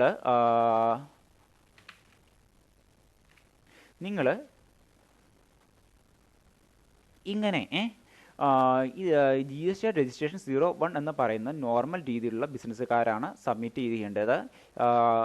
എന്നാൽ കോഷ്യൽ ടാക്സബിൾ പേഴ്സൺസ് ആയിക്കോട്ടെ, അതുപോലെ തന്നെ ഇൻപുട്ട് സർവീസ് ഡിസ്ട്രിബ്യൂട്ടർ ആയിക്കോട്ടെ, ആ രീതിയിലുള്ള ബിസിനസ്സുകാരൊക്കെയാണ് എങ്കിൽ വേറെ ആപ്ലിക്കേഷൻ ഫോമാണ് GST രജിസ്ട്രേഷൻ എടുക്കാൻ വേണ്ടി ഫില്ല് ചെയ്ത് കൊടുക്കേണ്ടത്. അതായത് ഇൻപുട്ട് സർവീസ് ഡിസ്ട്രിബ്യൂട്ടർ ആയിക്കോട്ടെ, കോഷ്യൽ ടാക്സബിൾ പേഴ്സൺസ് ഒക്കെ ആയിക്കോട്ടെ, അവരുടെ ബിസിനസ് സ്ഥാപനം GSTയിൽ രജിസ്റ്റർ ചെയ്യാൻ വേണ്ടി പൂരിപ്പിച്ച് കൊടുക്കേണ്ട ആപ്ലിക്കേഷൻ ഫോം എന്ന് പറയുന്നത് ഡിഫറൻ്റ് ആണ്. ഇനി മറ്റൊരു കാര്യമുണ്ട്. ഇപ്പോൾ എനിക്ക് കേരളത്തിൽ ഒരു ബിസിനസ് സ്ഥാപനമുണ്ട്. കേരളത്തിലെ എല്ലാ ജില്ലകളിലും ബിസിനസ് സ്ഥാപനമുണ്ട്. അപ്പോൾ അല്ലെങ്കിൽ കേരളത്തിൽ ഒരു 4-5 ബിസിനസ് ബ്രാഞ്ചസ് ഓഫീസ് എനിക്കുണ്ട്. അപ്പോൾ ഞാൻ കേരളം എന്ന് പറയുന്ന സ്റ്റേറ്റിൽ ഒറ്റ GST രജിസ്ട്രേഷൻ എടുത്താൽ മതി. അപ്പോൾ ഞാൻ പൂരിപ്പിച്ച് കൊടുക്കേണ്ട ആപ്ലിക്കേഷൻ ഫോം എന്ന് പറയുന്നത് GSTR രജിസ്ട്രേഷൻ 01 പൂരിപ്പിച്ച് കൊടുത്താൽ മതി. എന്നാൽ എൻ്റെ ബിസിനസ് സ്ഥാപനത്തിന് ഏതെങ്കിലും സ്പെഷ്യൽ എക്കണോമിക് സോണിൽ, ഇപ്പോൾ ഉദാഹരണം കാക്കനാട് മുതലായ സ്ഥലങ്ങളിൽ എവിടെയെങ്കിലും ഒരു യൂണിറ്റ് ഉണ്ട്, ഒരു ബ്രാഞ്ച് ഓഫീസ് ഉണ്ട് എങ്കിൽ ഞാൻ ആ ബ്രാഞ്ച് ഓഫീസിന് GST രജിസ്ട്രേഷൻ എടുക്കണമെങ്കിൽ ഞാൻ പൂരിപ്പിച്ച് കൊടുക്കേണ്ട ആപ്ലിക്കേഷൻ ഫോം ഡിഫറൻ്റ് ആണ്. അത് മുന്നോട്ട് വരുമ്പോൾ പറഞ്ഞുതരാം. അതുപോലെ തന്നെ സ്പെഷ്യൽ എക്കണോമിക് സോണിൽ ബിസിനസ് രജിസ്റ്റർ ചെയ്തിരിക്കുന്ന ബിസിനസ്സുകാരൻ അയാൾ പൂരിപ്പിച്ച് കൊടുക്കേണ്ട GST രജിസ്ട്രേഷന് വേണ്ടി അയാളുടെ ബിസിനസ് സ്ഥാപനം GST രജിസ്ട്രേഷന് വേണ്ടി പൂരിപ്പിച്ച് കൊടുക്കേണ്ട ആപ്ലിക്കേഷൻ ഫോം GST REG 01 അല്ല. ദെൻ അയാൾക്ക് അതുപോലെ തന്നെ അയാൾക്ക് സ്പെഷ്യൽ എക്കണോമിക് സോണിലാണ് ബ്രാഞ്ചസ് ഓഫീസ് ഉള്ളത്, അല്ല ബിസിനസ് സ്ഥാപനമുള്ളത്. എന്നാൽ അയാൾക്ക് ആ ബ്രാഞ്ച് സ്പെഷ്യൽ എക്കണോമിക് സോണിന് വെളിയിലും യൂണിറ്റുകളുണ്ട്, ബിസിനസ് യൂണിറ്റുകളുണ്ട് എങ്കിൽ അയാൾ ഡിഫറൻ്റ് ആയിട്ടുള്ള ആപ്ലിക്കേഷൻ ഫോമാണ് GST രജിസ്ട്രേഷന് വേണ്ടി പൂരിപ്പിച്ച് കൊടുക്കേണ്ടത്. ഓക്കെ, ഇതാണ് നമ്മുടെ ഫസ്റ്റ് സ്റ്റെപ്പ് എന്ന് പറയുന്നത്. അപ്പോൾ ഏതൊരു ബിസിനസ്സുകാരനും ഈ പറഞ്ഞിരിക്കുന്ന സ്പെഷ്യൽ എക്കണോമിക് സോണിൽ ബ്രാഞ്ചസ് ഉള്ള ബിസിനസ്സുകാരനും ആ യൂണിറ്റ് ആ ബ്രാഞ്ച് GST രജിസ്റ്റർ ചെയ്യാൻ വേണ്ടിയും അതുപോലെ സ്പെഷ്യൽ എക്കണോമിക് സോണിൽ ബിസിനസ് നടത്തുന്ന ബിസിനസ്സുകാർ അവർക്ക് എന്താണ് ഔട്ട്സൈഡ് ഓഫ് സ്പെഷ്യൽ എക്കണോമിക് സോണിന് വെളിയിൽ ബ്രാഞ്ചസ് ഉണ്ടെങ്കിൽ ആ രീതിയിലുള്ള ബിസിനസ്സുകാർ, അതുപോലെ input service distributor, casual taxi persons എന്നിവരൊഴികെയുള്ള ഏതൊരു വ്യക്തിയും GSTയിൽ രജിസ്ട്രേഷൻ എടുക്കണമെങ്കിൽ അവർ കമ്പൾസറി ആയിട്ട് എന്ത് ചെയ്യണം, അവർ പൂരിപ്പിച്ച് കൊടുക്കേണ്ട, ഓൺലൈൻ മുഖേന പൂരിപ്പിച്ച് കൊടുക്കേണ്ട ആപ്ലിക്കേഷൻ ഫോം എന്ന് പറയുന്നത് GSTR-REG01 ആണ്. അതിൻ്റെ പാർട്ട് എയിൽ പ്രധാനമായിട്ടും പറയുന്ന കാര്യങ്ങൾ ആ ബിസിനസ്സിൻ്റെ legal name, permanent account number, mobile number, email address, അതുപോലെ തന്നെ ആ ബിസിനസ് സ്ഥാപനം ഏത് സ്റ്റേറ്റിലാണോ ഉള്ളത്, അതുപോലെ തന്നെ ഏത് യൂണിയൻ ടെറിട്ടറി മേഖലയിൽ വരുന്നു, ഇത്രയും കാര്യങ്ങളാണ് പ്രധാനമായിട്ടും പൂരിപ്പിച്ച് കൊടുക്കേണ്ടത്. ഓക്കെ, ഇത് കഴിഞ്ഞതിന് ശേഷം ഇത്രയും കാര്യങ്ങൾ ഇൻകം ടാക്സ് അതോറിറ്റി അല്ലെങ്കിൽ അതുമായി ബന്ധപ്പെട്ടിരിക്കുന്ന പ്രോപ്പർ അതോറിറ്റി ചെക്ക് ചെയ്തതിന് ശേഷം എന്ത് തരുന്നു, ടെമ്പററി ആയിട്ടുള്ള TRN നമ്പർ നിങ്ങൾക്ക് അലോട്ട് ചെയ്ത് തരുന്നു. ഓക്കെ, അപ്പോൾ നിങ്ങൾക്ക് ഏകദേശം എന്താണ് GSTR രജിസ്ട്രേഷൻ ആപ്ലിക്കേഷൻ ഫോമിൻ്റെ ആദ്യത്തെ പാർട്ട് മനസ്സിലായി എന്ന് കരുതുന്നു. Legal name, pan card, email address, mobile number, പിന്നെ സ്റ്റേറ്റ്, നിങ്ങൾ ഏത് ജില്ലയിൽ പെടുന്നതെന്ന് വരെ നിങ്ങൾക്ക് കൊടുക്കാൻ പറ്റും. ഓക്കെ, ഇനി അടുത്ത കാര്യം, നിങ്ങൾ GSTR രജിസ്ട്രേഷൻ ആപ്ലിക്കേഷൻ ഫോമിൻ്റെ 01 ആപ്ലിക്കേഷൻ ഫോമിൻ്റെ പാർട്ട് എ ഭാഗം ഫില്ല് ചെയ്ത് കഴിഞ്ഞാൽ പിന്നീട് നിങ്ങൾ കൊടുക്കേണ്ട കാര്യമെന്ന് വെച്ച് കഴിഞ്ഞാൽ GSTR രജിസ്ട്രേഷൻ 01 എന്ന് പറയുന്ന ആപ്ലിക്കേഷൻ ഫോമിൻ്റെ പാർട്ട് ബി ഭാഗമാണ് രണ്ടാമത് കൊടുക്കുന്നത്. ഇനി പാർട്ട് ബിയിൽ പ്രധാനമായിട്ടും സ്പെസിഫൈ ചെയ്ത് പറഞ്ഞിരിക്കുന്ന കാര്യങ്ങൾ എന്ന് പറയുന്നത് ബിസിനസ്സുമായി ബന്ധപ്പെട്ടിരിക്കുന്ന അല്ലെങ്കിൽ നമ്മുടെ ബിസിനസ് സ്ഥാപനവുമായി ബന്ധപ്പെട്ടിരിക്കുന്ന പ്രധാനപ്പെട്ട ഡോക്യുമെൻറ്റ്സ് ഒക്കെയാണ് നമ്മളിവിടെ കൊടുക്കുന്നത്. ഡോക്യുമെൻറ്റ്സ്, ബിസിനസ് സ്ഥാപനത്തിൻ്റെ ID പ്രൂഫ് മുതലായ ബിസിനസ് സ്ഥാപനത്തിൻ്റെ എല്ലാ കാര്യങ്ങളും ഇവിടെ ഫില്ല് ചെയ്ത് കൊടുക്കുന്നു. നമ്മൾ പാർട്ട് ബി GSTR രജിസ്ട്രേഷൻ 01 എന്ന് പറയുന്ന ആപ്ലിക്കേഷൻ ഫോമിൻ്റെ പാർട്ട് ബിയിലാണ് ഫില്ല് ചെയ്ത് കൊടുക്കുന്നത്. അത് നമുക്ക് നോക്കാം എന്തൊക്കെയായിരിക്കുമെന്ന്. ബിസിനസ് സ്ഥാപനത്തിൻ്റെ ട്രേഡ് നെയിം, അതായത് നമുക്ക് ലീഗൽ നെയിം ഒഴിച്ച് വേറെ ഏതെങ്കിലും തരത്തിൽ ട്രേഡ് നെയിം ഉണ്ടെങ്കിൽ ആ ബിസിനസ് സ്ഥാപനത്തിൻ്റെ ട്രേഡ് നെയിം ഇവിടെ കൊടുക്കാം. ഇപ്പോൾ ഈസ്റ്റേൺ പ്രൈവറ്റ് ലിമിറ്റഡ് എന്നാണ് അതിൻ്റെ ലീഗൽ നെയിം, പക്ഷേ ഈസ്റ്റേൺ എന്ന് മാത്രമേ ട്രേഡ് നെയിം ഉള്ളൂ എങ്കിൽ നമുക്കത് അവിടെ മെൻഷൻ ചെയ്യാം. പിന്നെ നമ്മുടെ ബിസിനസ് സ്ഥാപനം ഏത് രീതിയിലുള്ളതാണ്, പ്രോപ്പർട്ടിഷിപ്പ് ആണോ, ഹിന്ദു ഡിവൈഡ് ഫാമിലി ആണോ, ഒരു പബ്ലിക് ലിമിറ്റഡ് കമ്പനിയാണോ, അല്ലെങ്കിൽ അൺലിമിറ്റഡ് കമ്പനിയാണോ, ലോക്കൽ അതോറിറ്റി ആണോ, അതായത് നമ്മുടെ ഇൻകം ടാക്സിൻ്റെ അടിസ്ഥാനത്തിൽ ടാക്സ് പേ ചെയ്യുന്ന അസസികളെ 7 അല്ലെങ്കിൽ 8 ക്ലാസിഫിക്കേഷൻ ചെയ്തിട്ടുണ്ട്. അതേ സെയിം രീതിയിൽ ഏത് രീതിയിലുള്ള ടാക്സ് പെയറാണ് നമ്മുടെ ബിസിനസ് സ്ഥാപനം, ഏത് രീതിയിലുള്ള പ്രോപ്പർട്ടിഷിപ്പ് ആണോ, പ്രൈവറ്റ് ലിമിറ്റഡ് കമ്പനിയാണോ, ലോക്കൽ അതോറിറ്റി ആണോ, അത് നിങ്ങൾക്ക് ആ ബിസിനസ്സിൻ്റെ ടൈപ്പ് അനുസരിച്ച് നിങ്ങൾക്ക് സെലക്ട് ചെയ്ത് കൊടുക്കാം. പിന്നെ ചോദിക്കുന്നത് നിങ്ങളുടെ ഏത് സ്റ്റേറ്റിലാണ് നിങ്ങളുടെ ബിസിനസ് സ്ഥാപനം ഉള്ളത്, അതുപോലെ തന്നെ നിങ്ങൾ ഏത് ജൂറിസെക്ഷൻ എന്ന് വെച്ച് കഴിഞ്ഞാൽ ഏത് ടാക്സ് അതോറിറ്റിയുടെ കീഴിലാണ് വരുന്നത്, സ്റ്റേറ്റിൻ്റെ അകത്ത് ഏത് സ്ഥലത്താണ് നിങ്ങൾ, ഏത് സ്റ്റേറ്റിൻ്റെ അകത്ത് ഏത് ഡിസ്ട്രിക്റ്റിലാണ് നിങ്ങൾ നിങ്ങളുടെ ബിസിനസ് സ്ഥാപനം കൊടുത്തേക്കുന്നത്. അതുപോലെ തന്നെ ഇപ്പം നമുക്കെന്താണ് ടാക്സ് പേ ചെയ്യുമ്പോൾ നമുക്ക് ഇപ്പോൾ മൂന്നാറിലുള്ള ബിസിനസ് സ്ഥാപനമാണെങ്കിൽ അത് പ്രധാനമായിട്ടും തന്നെ കട്ടപ്പന അല്ല എങ്കിൽ ആലുവ ടാക്സ് സർക്കിളിൻ്റെ കീഴിലൊക്കെ ആയിരിക്കും വരുന്നത്. ഓക്കെ, അതുമായി ബന്ധപ്പെട്ടുള്ള കാര്യങ്ങൾ നിങ്ങൾക്ക് ഓൺലൈനിൽ ചെല്ലുമ്പോൾ കാണാൻ പറ്റും. അത് നിങ്ങൾക്ക് സെലക്ട് ചെയ്ത് കൊടുക്കാവുന്നതാണ്. അതുപോലെ തന്നെ എന്താണ്, നിങ്ങൾക്ക് കോമ്പോസിഷൻ, നിങ്ങൾക്ക് GSTയുടെ അകത്ത് ഇനി നമ്മൾ മുന്നോട്ട് വരുമ്പോൾ പറഞ്ഞുതരാം, നിങ്ങൾക്ക് ഓപ്ഷൻ ഉണ്ട്. നിങ്ങൾക്ക് GSTയുടെ അകത്ത് എത്ര രീതി രജിസ്ട്രേഷൻ എടുക്കാമെന്ന്. GSTയുടെ അകത്ത് നിങ്ങൾക്ക് 2 രീതിയിൽ ഒരു ബിസിനസ്സുകാരൻ്റെ രജിസ്ട്രേഷൻ എടുക്കാം. ഒന്നിൽ കോമ്പോസിഷൻ സ്കീം അല്ലെങ്കിൽ റെഗുലർ രജിസ്ട്രേഷൻ സ്കീം. അത് നമുക്ക് വേണമെങ്കിൽ ഓപ്ഷൻ, നമുക്ക് കോമ്പോസിഷൻ സ്കീമിൽ രജിസ്റ്റർ ചെയ്യണമെങ്കിൽ കോമ്പോസിഷൻ സ്കീം എന്നുള്ളത് യെസ് ആക്കാം. ഈ മുതലായ കാര്യങ്ങൾ ഇതുമായി ബന്ധപ്പെട്ടിരിക്കുന്ന എല്ലാ കാര്യങ്ങളുമാണ് ഇവിടെ കൊടുക്കേണ്ടത്. പിന്നെ നിങ്ങൾ എന്നാണ് ബിസിനസ് സ്ഥാപനത്തിൽ വന്നേക്കുന്നത്, അതുപോലെ തന്നെ എന്താണ് നിങ്ങളുടെ ബിസിനസ്സിൻ്റെ ടൈപ്പ് എന്ത്, നിങ്ങൾ മാനുഫാക്ചർ ആണോ, അതുപോലെ തന്നെ എന്താണ് നിങ്ങൾ ഗുഡ്സ് സപ്ലൈ ചെയ്യുന്ന വ്യക്തിയാണോ, അങ്ങനെ മുതലായ ഏത് കാര്യങ്ങൾ വേണമെങ്കിലും നിങ്ങൾക്ക് എന്താണ് ഇവിടെ സെലക്ട് ചെയ്ത് കൊടുക്കാം. നിങ്ങളുടെ ബിസിനസ്സുമായി ബന്ധപ്പെട്ടിരിക്കുന്ന ബേസിക് ഡീറ്റെയിൽസാണ് ഇവിടെ കൊടുക്കേണ്ടത്.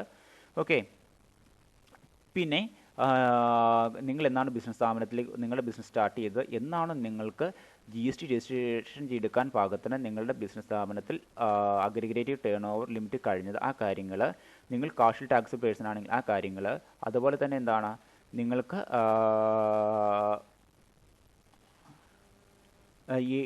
ഏത് കാലം തൊട്ടെന്നാണ് നിങ്ങൾക്ക് GST രജിസ്ട്രേഷൻ ആവശ്യമായിട്ട് വരുന്ന ആ കാര്യങ്ങൾ, അതുപോലെ തന്നെ എന്താണ് ഏതൊക്കെ രീതിയിലുള്ള ടാക്സ് സിസ്റ്റമായി നിങ്ങൾക്ക് ബന്ധപ്പെട്ട് നിങ്ങളുടെ ബിസിനസ് സ്ഥാപനം പ്രവർത്തിക്കുന്നുണ്ട്. അതായത് നിങ്ങളുടെ ഒരു ബിസിനസ് സ്ഥാപനത്തിന് കേരളത്തിനുള്ളിൽ മാത്രമാണ് സപ്ലൈ ഉള്ളത്, പുറത്തേക്ക് സപ്ലൈ ഉണ്ടോ, അതുമായി ബന്ധപ്പെട്ടുള്ള ടാക്സ് സിസ്റ്റത്തിൻ്റെ കാര്യങ്ങളൊക്കെയാണ് ഇവിടെ കൊടുക്കേണ്ടത്. അതുപോലെ തന്നെ നമ്മുടെ ബിസിനസ് സ്ഥാപനത്തിൻ്റെ കോർപ്പറേറ്റ് ഐഡൻറ്റിഫിക്കേഷൻ നമ്പർ മുതലായ കാര്യങ്ങൾ, നമ്മൾ സ്പെഷ്യൽ എക്കണോമിക് സോണിൽ പെടുന്ന പാർട്ടിയാണെങ്കിൽ ആ കാര്യങ്ങൾ, അതുപോലെ തന്നെ എന്താണ് അതുമായി ബന്ധപ്പെട്ടിരിക്കുന്ന എല്ലാ കാര്യങ്ങളും പാർട്ട് ബിയിൽ വരുന്നുണ്ട്. അതുപോലെ തന്നെ എന്താണ് നമ്മുടെ ബിസിനസ്സിൻ്റെ പഴയ ടാക്സ് സിസ്റ്റത്തിൽ വരുന്ന എല്ലാ കാര്യങ്ങളും, നമ്മൾ ഇതിനു മുമ്പ് ഏതെങ്കിലും ടാക്സ് സിസ്റ്റത്തിൽ രജിസ്റ്റർ ചെയ്തിട്ടുണ്ട് എങ്കിൽ ആ ടാക്സുമായി ബന്ധപ്പെട്ടുള്ള കാര്യങ്ങൾ ഒക്കെയാണ് ഇവിടെ വരുന്നത്. ഇതുപോലെ തന്നെ നമ്മുടെ ബിസിനസ്സിൻ്റെ ബേസിക് ആയിട്ടുള്ള കാര്യങ്ങൾ, അതായത് ബിസിനസ്സുമായി റെസ്പോൺസിബിൾ ഉള്ള ആ പാർട്ടിയുമായി ബന്ധപ്പെട്ട എല്ലാ കാര്യങ്ങളും, ഈ രീതിയിലുള്ള എല്ലാ കാര്യങ്ങളും നമ്മളിവിടെ പൂരിപ്പിച്ച് കൊടുക്കണം. നമ്മൾ പാർട്ട് ബിയിൽ പൂരിപ്പിച്ച് കൊടുക്കണം. ബിസിനസ്സിൻ്റെ എല്ലാ രീതിയിലുള്ള ID പ്രൂഫുകളും ഡോക്യുമെൻറ്റ്സും മസ്റ്റായിട്ട് ഇവിടെ സബ്മിറ്റ് ചെയ്യണം. നമ്മൾ പാർട്ട് ബി എന്ന് പറയുന്ന സ്ഥലത്ത് പൂരിപ്പിച്ച് കൊടുക്കണം. ഇനി എന്തൊക്കെയാണ് നമുക്ക് പാർട്ട് ബിയുടെ അകത്ത് നമ്മൾ സബ്മിറ്റ് ചെയ്യേണ്ട ആപ്ലിക്കേഷൻ ഫോംസ് അല്ലെങ്കിൽ ലീഗൽ ഡോക്യുമെൻറ്റ്സ് എന്ന് വെച്ച് കഴിഞ്ഞാൽ, നമ്മൾ പാൻ കാർഡ് ഉണ്ടെങ്കിൽ അത് മസ്റ്റായിട്ടും പൂരിപ്പിച്ച് കൊടുക്കുക.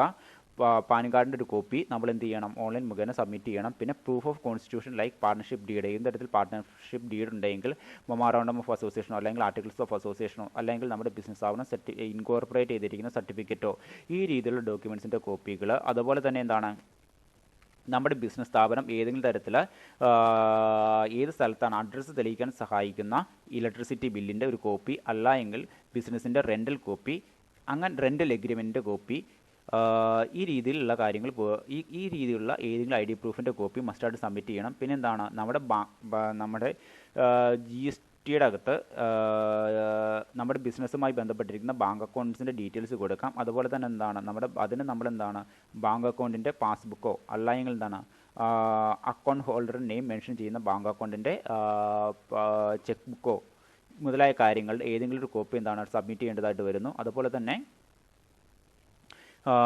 authorized signatory like list of partners with their identity address proof in the case of partnership firm. അതായത് പാർട്ണർഷിപ്പ് ഫേമിൻ്റെ കാര്യത്തിലാണ് എങ്കിൽ എന്താണ്, ഓരോ പാർട്ട്നേഴ്സിൻ്റെ അഡ്രസ്സ് മെൻഷൻ ചെയ്യുന്ന ID പ്രൂഫ്, അതിൻ്റെ ഡോക്യുമെൻറ്റ്സ് മുതലായ എല്ലാ കാര്യങ്ങളും എന്ത് ചെയ്യണം, നമ്മൾ പാർട്ട് ബി എന്ന് പറയുന്ന ഡോക്യുമെൻറ്റ്സിൻ്റെ ഒപ്പം പാർട്ട് ബി എന്ന് പറയുന്ന GST രജിസ്ട്രേഷൻ ആപ്ലിക്കേഷൻ ഫോമിൽ സബ്മിറ്റ് ചെയ്യേണ്ടതാണ് ഓൺലൈൻ മുഖേന.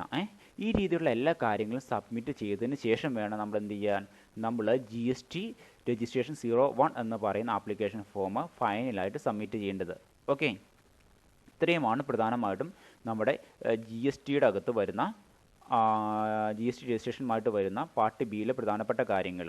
അത് ഒത്തിരിയുണ്ട്. പാർട്ട്ണർഷിപ്പ് ബിയിൽ പ്രധാനമായിട്ടും വരുന്ന കാര്യങ്ങൾ, അതുപോലെ തന്നെ നമ്മുടെ detail of additional place of business, അതുപോലെ തന്നെ എന്താണ് നമ്മുടെ ബിസിനസ്സിൻ്റെ പ്രധാനപ്പെട്ട എല്ലാ കാര്യങ്ങളും പാർട്ട്നേഴ്സുമായി നമ്മുടെ ബിസിനസ്സിൻ്റെ പാർട്ട്നേഴ്സുമായി ബന്ധപ്പെട്ടിരിക്കുന്ന കാര്യങ്ങൾ, അതുപോലെ തന്നെ നമ്മുടെ ബിസിനസ് സ്ഥാപനത്തിൻ്റെ ഓതറൈസ്ഡ് സിഗ്നേറ്ററിയുമായി ബന്ധപ്പെട്ടിരിക്കുന്ന കാര്യങ്ങൾ, ഈ രീതിയിൽ പറഞ്ഞിരിക്കുന്ന എല്ലാ രീതിയിലുള്ള എല്ലാ കാര്യങ്ങളും എല്ലാ ഡോക്യുമെൻറ്റ്സും അപ്ലോഡ് ചെയ്തതിന് ശേഷം വേണം നമ്മൾ എന്ത് ചെയ്യാൻ, നമ്മുടെ പാർട്ട് ബി എന്ന് പറയുന്ന GSTR 01 ആ ആപ്ലിക്കേഷൻ ഫോം ഓൺലൈൻ വഴി സബ്മിറ്റ് ചെയ്യാൻ. ഇതെല്ലാം കൂടി സബ്മിറ്റ് ചെയ്ത് കഴിഞ്ഞതിന് ശേഷം എന്ത് ചെയ്യും, നമ്മുടെ ഇൻകം ടാക്സ് ഓഫീസർ നമ്മൾ കൊടുത്തിരിക്കുന്ന എല്ലാ കാര്യങ്ങളും ക്ലിയർ ആണെന്ന് ചെക്ക് ചെയ്ത് കഴിഞ്ഞാൽ,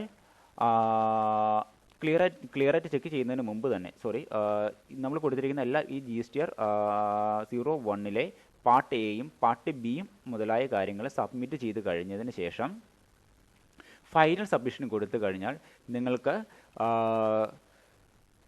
ഒരു അക്നോളജ്മെൻറ്റ് സർട്ടിഫിക്കറ്റ് കിട്ടും.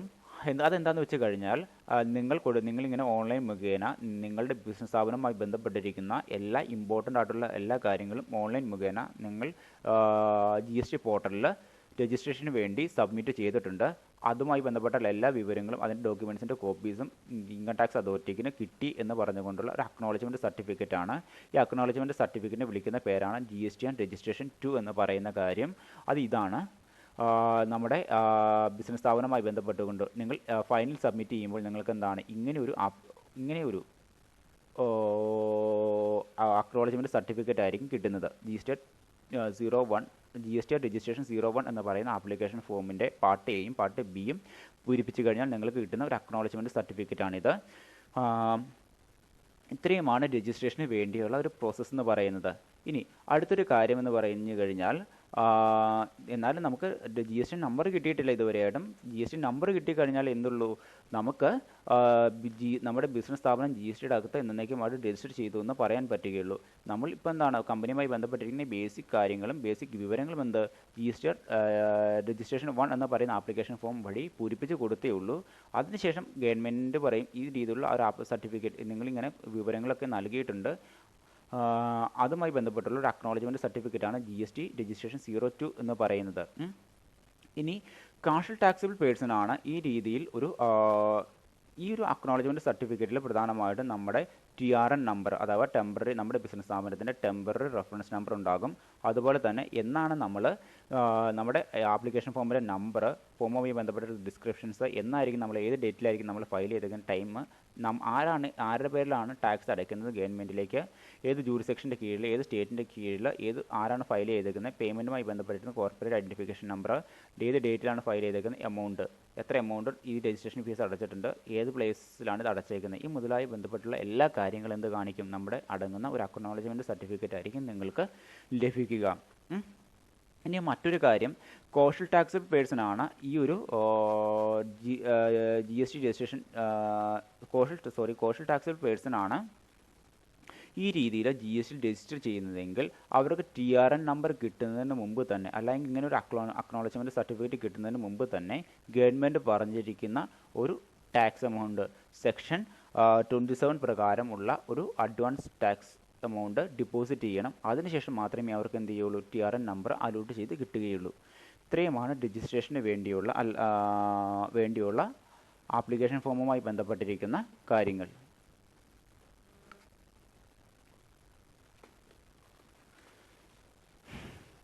രജിസ്ട്രേഷൻ കിട്ടുന്നത് അതിന് എന്തൊക്കെ പ്രോസസ്സാണ് ഉള്ളതെന്ന് നമുക്കൊന്ന് പരിശോധിക്കാം. ഏറ്റവും ആദ്യത്തെ കാര്യം, the application shall be forwarded to the proper officer who shall examine it and accompanying documents. If the application and documents are found to be ordered, the applicant shall be guaranteed registration with a period 3 working days from the date of submission of the application.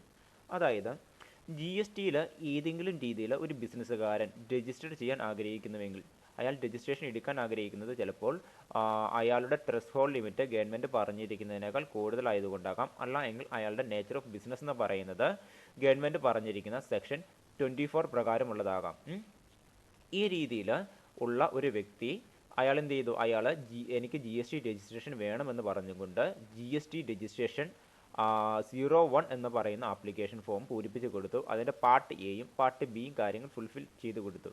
ഇത് നമ്മുടെ GST registration authority പരിശോധിക്കുകയും ഇയാൾ submit ചെയ്തിരിക്കുന്ന എല്ലാ കാര്യങ്ങളും, എല്ലാ ഡോക്യുമെൻറ്റ്സും order പ്രകാരമാണ് എന്ന് പരിശോധിക്കുകയും ചെയ്യുന്നു. കൊടുത്തിരിക്കുന്ന വിവരങ്ങൾ എല്ലാം ക്ലിയർ ആണോ, ഇയാളുടെ തന്നെ വിവരങ്ങളാണോ ഈ കൊടുത്തിരിക്കുന്നതെന്നൊക്കെ പരിശോധിച്ചതിന് ശേഷം എന്നാണോ ഇദ്ദേഹം ആപ്ലിക്കേഷൻ ഫോം സമർപ്പിച്ചത് അന്ന് തൊട്ട് 3 വർക്കിംഗ് ഡേയ്സിനുള്ളിൽ മസ്റ്റായിട്ട് എന്ത് കൊടുത്തിട്ടുണ്ടാകും, ഇയാൾക്ക് രജിസ്ട്രേഷൻ അനുവദിച്ച് കൊടുത്തിട്ടുണ്ടാകും എന്നാണ് പറയുന്നത്. ഇതാണ് ഫസ്റ്റ് സിറ്റുവേഷൻ. ഇനി രണ്ടാമത്തെ കാര്യം എന്തെന്ന് നോക്കാം. where the application submitted is found to be defective in any respect or where more clarification is required, the officer may issue a notice to the applicant electronically within a period of 3 working days from the date of submission of application. Such notice will be form GST registration 03. അതായത് ഇങ്ങനെ നമ്മൾ പറഞ്ഞു, നമ്മുടെ ബിസിനസ്സുകാരൻ GST registration എടുക്കാൻ വേണ്ടി അയാളുടെ എല്ലാ രീതിയിലുള്ള ഡോക്യുമെൻറ്റ്സും GST രജിസ്ട്രേഷൻ 01 എന്ന് പറയുന്ന ആപ്ലിക്കേഷൻ ഫോമിൻ്റെ പാർട്ട് ബിയിൽ സബ്മിറ്റ് ചെയ്തിട്ടുണ്ട് അല്ലേ. ഇങ്ങനെ സബ്മിറ്റ് ചെയ്തിരിക്കുന്ന ഡോക്യുമെൻറ്റ്സിൽ ഏതെങ്കിലും കാരണവശാൽ ഏതെങ്കിലും തരത്തിൽ കൊടുത്തിരിക്കുന്ന ഡോക്യുമെൻറ്റ്സിൽ തെറ്റായ കാര്യങ്ങളുണ്ടെങ്കിൽ, അല്ലെങ്കിൽ ഇത് പരിശോധിക്കുന്ന പ്രോപ്പർ ഓഫീസറിന് GSTയിൽ ഇയാൾ രജിസ്റ്റർ ചെയ്യുന്ന GST അതോറിറ്റിയിൽ റെസ്പോൺസിബിലിറ്റി ഉള്ള ഇയാളുടെ ഡോക്യുമെൻറ്റ്സ് ഒക്കെ പരിശോധിച്ച് വെരിഫിക്കേഷൻ നടത്താൻ അധികാരം നിശ്ചയിച്ചിട്ടുള്ള ഓഫീസർക്ക് ഏതെങ്കിലും ഇയാൾ സബ്മിറ്റ് ചെയ്തിരിക്കുന്ന ഡോക്യുമെൻറ്റ്സിൽ കൂടുതൽ ക്ലാരിഫിക്കേഷൻ ആവശ്യമുണ്ടെങ്കിൽ, ഇയാൾ എന്നാണോ GST രജിസ്ട്രേഷന് വേണ്ടി ആപ്ലിക്കേഷൻ ഫോം സബ്മിറ്റ് ചെയ്തത് അന്ന് തൊട്ട് 3 ദിവസത്തിലുള്ള വർക്കിംഗ് ഡേയ്സിനുള്ളിൽ എനിക്ക് താങ്കൾ ഈ GST ബിസിനസ്സുകാർ സമർപ്പിച്ചിരിക്കുന്ന ഡോക്യുമെൻറ്റ്സിനെ പറ്റിയുള്ള കൂടുതൽ ക്ലാരിറ്റി, കൂടുതൽ കൃത്യത ആവശ്യമുണ്ടെന്ന് പറഞ്ഞുകൊണ്ട് ഒരു നോട്ടീസ് GST രജിസ്ട്രേഷൻ അതോറിറ്റിയിൽ നിന്നും ഈ GST രജിസ്റ്റർ ചെയ്യാൻ ആഗ്രഹിക്കുന്ന ബിസിനസ്സുകാരന് അയച്ചു കൊടുക്കും.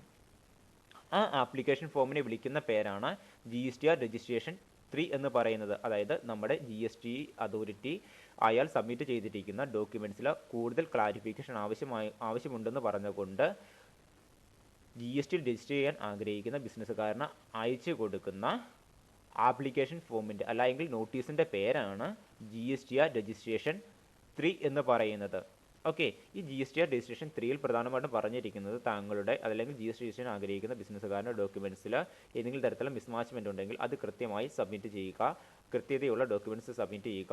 ഇനി ഏതെങ്കിലും തരത്തിൽ ഇയാൾ സബ്മിറ്റ് ചെയ്തിരിക്കുന്ന പാൻ കാർഡിലോ അല്ലെങ്കിൽ എന്താണ് പാർട്ട്ണർഷിപ്പ് ഡീഡിലോ ആ തരത്തിലുള്ള ഡോക്യുമെൻറ്റ്സിൽ കൂടുതൽ മിസ്മാച്ച്മെൻറ്റ് എന്തെങ്കിലും ഉണ്ടെങ്കിൽ, കൂടുതൽ ക്ലാരിഫിക്കേഷൻ ആവശ്യമായിട്ടുണ്ടെങ്കിൽ ഇയാൾ എന്താണ് ഈ GST രജിസ്ട്രേഷൻ ആഗ്രഹിക്കുന്ന ബിസിനസ്സുകാരൻ അത് കൃത്യമായിട്ടും പൂരിപ്പിച്ച് ഈ റെസ്പെക്റ്റീവ് അതോറിറ്റിയുടെ കയ്യിൽ കൊടുത്താൽ മാത്രമേ എന്ത് കിട്ടുകയുള്ളൂ, ഇയാൾക്ക് GST രജിസ്ട്രേഷൻ കിട്ടുകയുള്ളൂ. ഓക്കെ, ഇതെല്ലാം സംഭവിക്കുന്നത് ഓൺലൈൻ മീഡിയം വഴിയായിരിക്കും. അതായത് GST രജിസ്ട്രേഷൻ്റെ ആപ്ലിക്കേഷൻ ഫോം സമർപ്പിക്കുന്ന ഓൺലൈൻ വഴിയാണ്.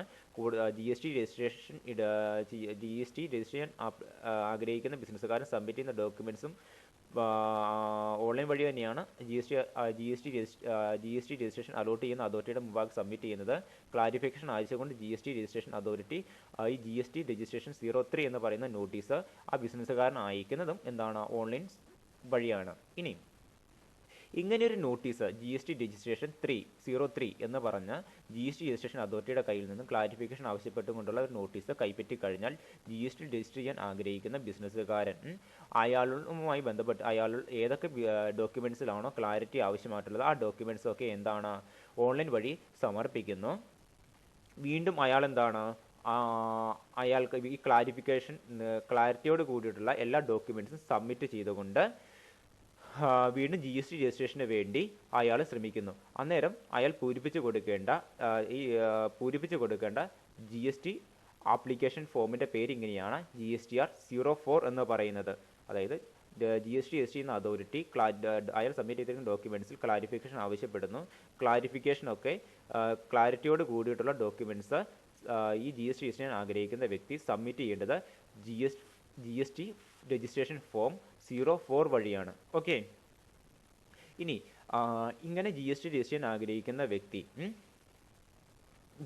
അയാളുടെ ഡോക്യുമെൻറ്റ്സുമായി ബന്ധപ്പെട്ടുള്ള എല്ലാ ക്ലാരിറ്റിയോട് കൂടിയ എല്ലാ കാര്യങ്ങളും GST രജിസ്ട്രേഷൻ 04 വഴി GST അതോറിറ്റിക്ക് സമർപ്പിച്ച് കഴിഞ്ഞാൽ 7 ദിവസത്തിനുള്ളിൽ അയാൾക്ക് എന്ത് കിട്ടും? അയാൾ കൊടുത്തിരിക്കുന്ന ഡോക്യുമെൻറ്റ്സ് ഒക്കെ കറക്റ്റാണ് എങ്കിൽ അയാൾക്ക് GST രജിസ്ട്രേഷൻ അനുവദിച്ചുകൊണ്ടുള്ള ഒരു നോട്ടീസ് കിട്ടും GST അതോറിറ്റിയുടെ കയ്യിൽ നിന്നും GST രജിസ്റ്റർ ചെയ്യാൻ ആഗ്രഹിക്കുന്ന ബിസിനസ്സുകാരന്. ഇനി നമ്മൾ പറഞ്ഞു GST രജിസ്റ്റർ ചെയ്യാൻ ആഗ്രഹിക്കുന്ന ബിസിനസ്സുകാരൻ സബ്മിറ്റ് ചെയ്തിരിക്കുന്ന ഡോക്യുമെൻറ്റ്സിൽ ഏതെങ്കിലും തരത്തിൽ മിസ്മാച്ച് സംഭവിച്ചു കഴിഞ്ഞാൽ അത് ക്ലിയർ ചെയ്യണമെന്ന് പറഞ്ഞു. അല്ലെങ്കിൽ അത് ചേഞ്ച് ചെയ്ത് കൃത്യമായ വിവരങ്ങളായിരിക്കണം GST ആപ്ലിക്കേഷൻ ഫോം രജിസ്ട്രേഷൻ 04 എന്ന് പറയുന്ന ഡോക്യുമെൻറ്റ്സ് കറക്റ്റ് ചെയ്ത് അയക്കാനുള്ള ആപ്ലിക്കേഷൻ ഫോം വഴി GST അതോറിറ്റിക്ക് കൊടുക്കേണ്ടത്. ഇനി ഏതൊക്കെ കാര്യങ്ങളിൽ നമുക്ക് വ്യത്യാസം വരുത്താൻ സാധിക്കുമെന്ന് നമുക്കൊന്ന് വായിച്ചു നോക്കാം. The applicant can make modification or corrections of a particular declared in the application for registration except the permanent account number, state, mobile number and email address. അതായത് GST രജിസ്ട്രേഷൻ അതോറിറ്റി പറഞ്ഞേക്കുവാണ് നിങ്ങളുടെ ആപ്ലിക്കേഷൻ ഫോമിൽ തെറ്റുകൾ മിസ്മാച്ച്മെൻ്റ് ഉണ്ട്, അത് permanent account number ഒഴിച്ച്, അതായത് GST registration ആഗ്രഹിക്കുന്ന ബിസിനസ്സുകാരൻ്റെ pan card number ഒഴിച്ച് ബാക്കി ഏതൊരു കാര്യങ്ങളിലും വ്യത്യാസം വരുത്തിക്കൊണ്ട് എന്ത് ചെയ്യാൻ പറ്റും? അയാൾക്ക് ആപ്ലിക്കേഷൻ ഫോം റീസബ്മിറ്റ് ചെയ്യാൻ പറ്റുമെന്നാണ് പറഞ്ഞത്. അത് ചിലപ്പോൾ സ്റ്റേറ്റ് ആകാം, മൊബൈൽ നമ്പർ ആകാം, ഇമെയിൽ അഡ്രസ്സ് ആകാം. ഇതൊക്കെ വ്യത്യാസപ്പെടുത്തിക്കൊണ്ട് വേണമെങ്കിൽ അയാൾക്ക് എന്താണ് മാറ്റങ്ങൾ വരുത്തിക്കൊണ്ട് അയാൾക്ക് GST രജിസ്ട്രേഷനായിട്ട് GST രജിസ്ട്രേഷനായിട്ട് അപേക്ഷ വയ്ക്കാമെന്നാണ് പറഞ്ഞു വരുന്നത്.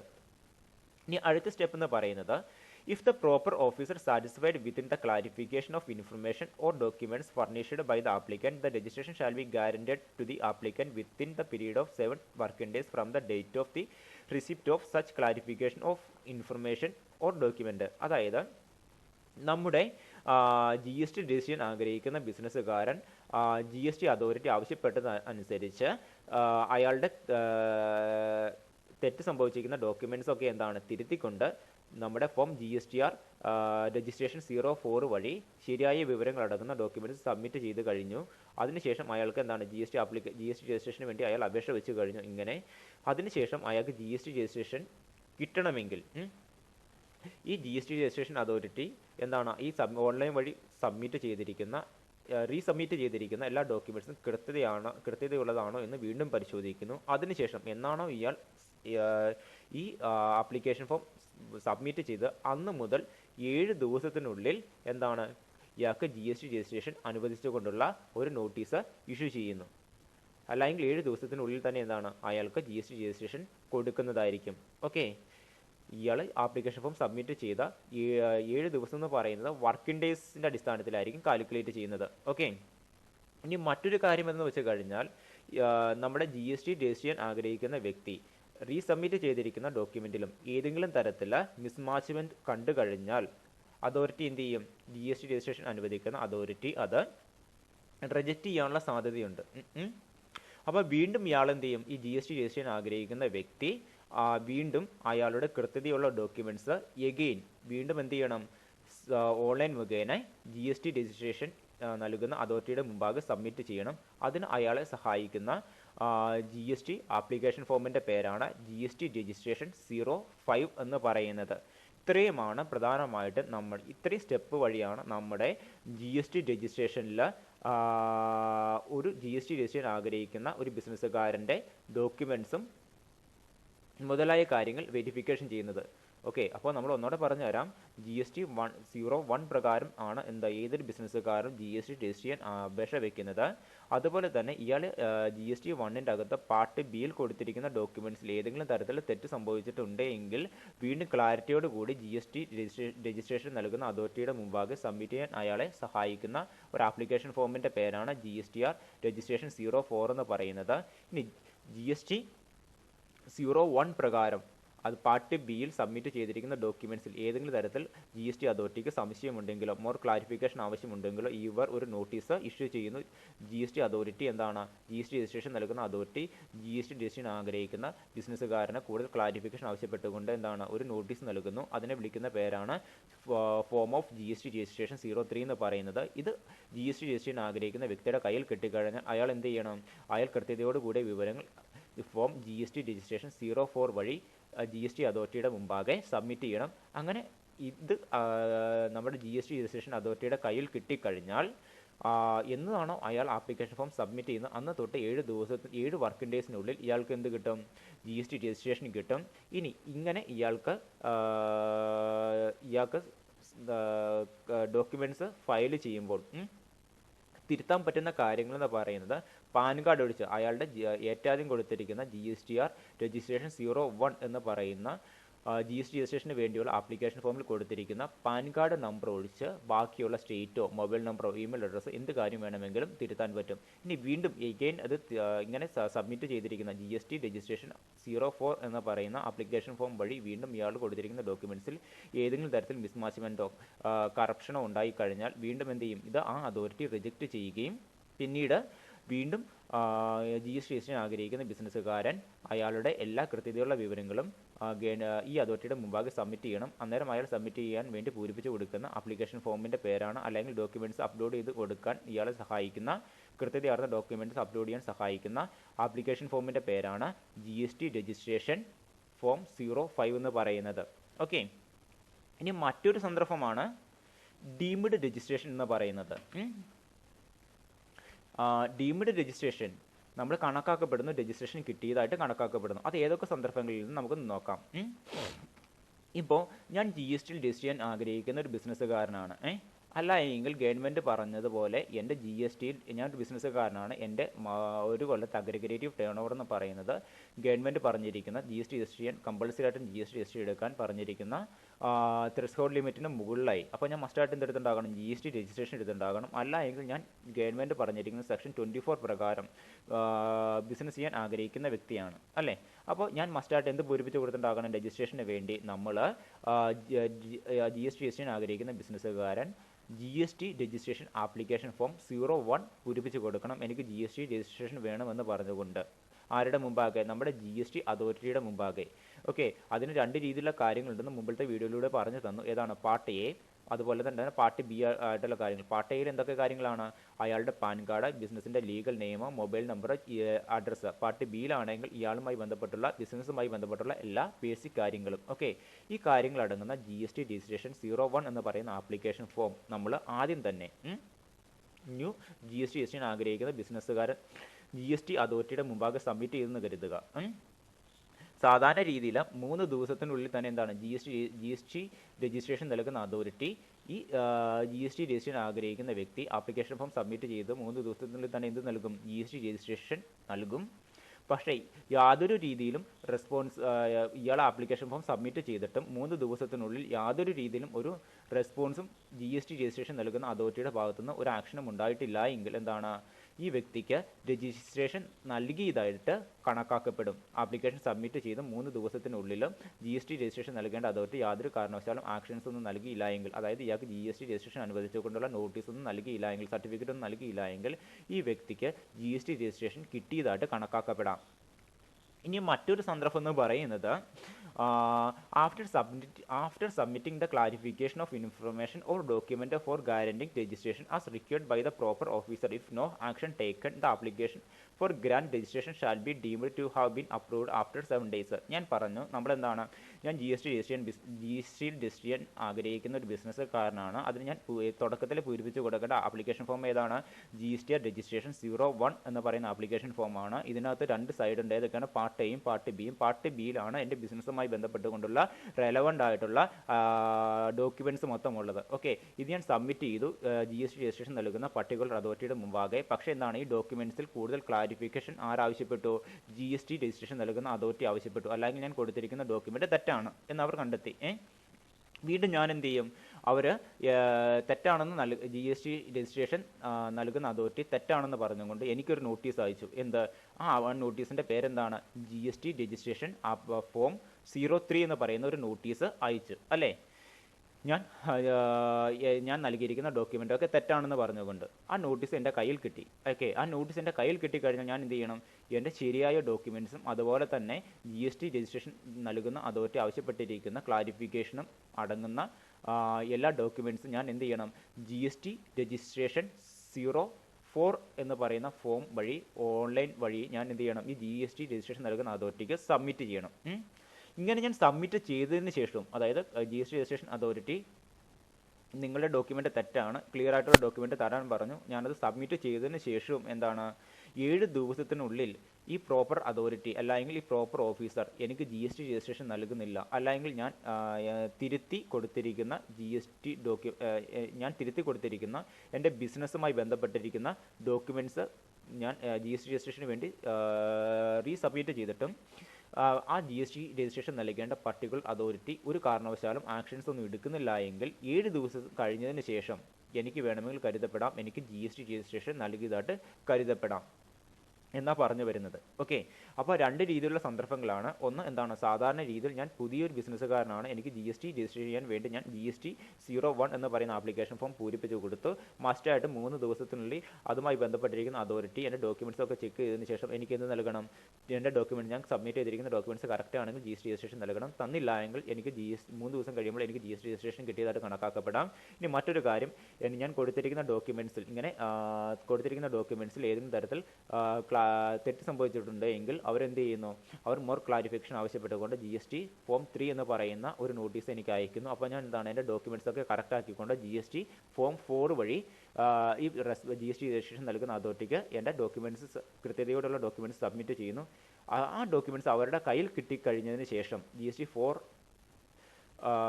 ഫോം 4 എന്ന് പറയുന്ന ആപ്ലിക്കേഷൻ ഫോം ഞാൻ ഫില്ല് ചെയ്ത് അയച്ചതിന് ശേഷം, അത് എൻ്റെ ഡോക്യുമെൻറ്റ്സ് ഒക്കെ കറക്റ്റ് ആണെന്ന് പറഞ്ഞ് ഞാൻ ആപ്ലിക്കേഷൻ ഫോം ഫില്ലൊക്കെ ചെയ്ത് അയച്ചതിന് ശേഷവും 7 ദിവസത്തിനുള്ളിൽ മസ്റ്റായിട്ടും ഞാൻ കൊടുത്തിരിക്കുന്ന റീസബ്മിറ്റ് ചെയ്തിരിക്കുന്ന ഡോക്യുമെൻ്റൊക്കെ കൃത്യതയുള്ളതാണെന്ന് ചെക്ക് ചെയ്തുകൊണ്ട് ആ പ്രോപ്പർ അതോറിറ്റി എനിക്ക് എന്ത് നൽകണം? ആ ജി എസ് ടി രജിസ്ട്രേഷൻ നൽകുന്ന അതോറിറ്റി എനിക്ക് ജി എസ് ടി രജിസ്ട്രേഷൻ നൽകണം. എന്നിട്ടും ജി എസ് ടി രജിസ്ട്രേഷൻ കിട്ടിയില്ല എങ്കിൽ ഞാൻ എന്ത് കണക്കാക്കപ്പെടും?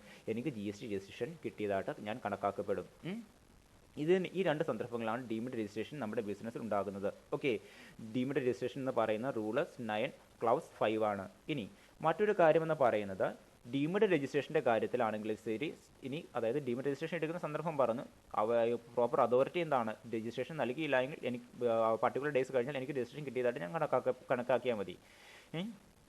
അപ്പോൾ സാധാരണ രീതിയിൽ രജിസ്ട്രേഷൻ കിട്ടുന്ന വ്യക്തിയും അതേപോലെ തന്നെ ഡീംഡ് രജിസ്ട്രേഷൻ കിട്ടുന്ന വ്യക്തിയും തമ്മിൽ യാതൊരു കാരണവശാലും വ്യത്യാസമൊന്നുമില്ല. സാധാരണ രീതിയിൽ രജിസ്ട്രേഷൻ കിട്ടുന്ന വ്യക്തിയും ഡീംഡ് രജിസ്ട്രേഷൻ കിട്ടുന്ന വ്യക്തിയും പാലിക്കേണ്ടതായിട്ടുള്ള റൂൾസ് ആൻഡ് റെഗുലേഷൻസ് എന്ന് പറയുന്നത് ജി എസ് ടിയുടെ അകത്ത് അവർ പാലിക്കേണ്ടതായിട്ടുള്ള റൂൾസ് ആൻഡ് റെഗുലേഷൻസ് എന്ന് പറയുന്നത് സെയിം തന്നെയാണ്. എങ്ങനെയാണോ സാധാരണ രീതിയിൽ ഒരു ജി എസ് ടി രജിസ്റ്റർ ചെയ്തിരിക്കുന്ന ബിസിനസ്സുകാരൻ അവരുടെ ജി എസ് ടിയുമായി ബന്ധപ്പെട്ട കാര്യങ്ങൾ പൂരിപ്പിച്ച് കൊടുക്കുന്നത്, അല്ലെങ്കിൽ ഫയൽ ചെയ്യുന്നത്, ചിലപ്പോൾ ടാക്സ് അടയ്ക്കുന്നത് എങ്ങനെയാണ്, അല്ലെങ്കിൽ അവരുടെ മന്ത്ലി റിട്ടേൺ എങ്ങനെയാണ് ഫയൽ ചെയ്യുന്നത്, ആനുവൽ റിട്ടേൺ എങ്ങനെയാണ് ഫയൽ ചെയ്യുന്നത്, ഈ മുതലായ കാര്യങ്ങൾ സാധാ ജി എസ് ടി രജിസ്റ്റർ ചെയ്യുന്ന വ്യക്തി ചെയ്യുന്ന പോലെ തന്നെ ഡീമഡ് രജിസ്ട്രേഷൻ എടുത്ത വ്യക്തിയും ചെയ്ത് കൊടുക്കണമെന്നാണ് പറഞ്ഞു വരുന്നത്. ഓക്കെ, ഇനി അടുത്ത കാര്യം എന്ന് പറയുന്നത് ജി എസ് ടി രജിസ്ട്രേഷൻ കിട്ടിക്കഴിഞ്ഞാൽ, അതായത് നമ്മൾ പറഞ്ഞിരുന്നു എന്താ, ചിലപ്പോൾ ഞാൻ ഒരു ബിസിനസ്സുകാരനാണ്, ഞാൻ ഒരു ജി എസ് ടി രജിസ്ട്രേഷൻ എടുക്കാൻ ആഗ്രഹിക്കുന്നു. ജി എസ് ടി 01 എന്ന് പറയുന്ന ആപ്ലിക്കേഷൻ ഫോം പൂരിപ്പിച്ച് കൊടുത്ത് 3 ദിവസത്തിൽ എനിക്ക് എന്താണ് ജി എസ് ടി രജിസ്ട്രേഷൻ അനുവദിച്ചുകൊണ്ടുള്ള ഒരു സർട്ടിഫിക്കറ്റ് കിട്ടും.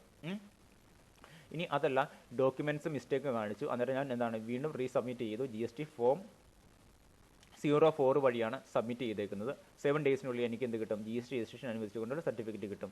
ഇത് രണ്ടാണെങ്കിലും എനിക്ക് കിട്ടുന്ന G S T registration certificate എന്ന് പറയുന്നതിൻ്റെ പേരാണ്, അതായത് എനിക്ക് ജി എസ് ടി രജിസ്ട്രേഷൻ അനുവദിച്ചു എന്ന് പറഞ്ഞുകൊണ്ട് ജി എസ് ടി രജിസ്ട്രേഷൻ നൽകുന്ന authority G S T registration ആഗ്രഹിക്കുന്ന ബിസിനസ്സുകാരന് കൊടുക്കുന്ന സർട്ടിഫിക്കറ്റിനെ വിളിക്കുന്ന പേരാണ് form G S T registration 06 എന്ന് പറയുന്നത്.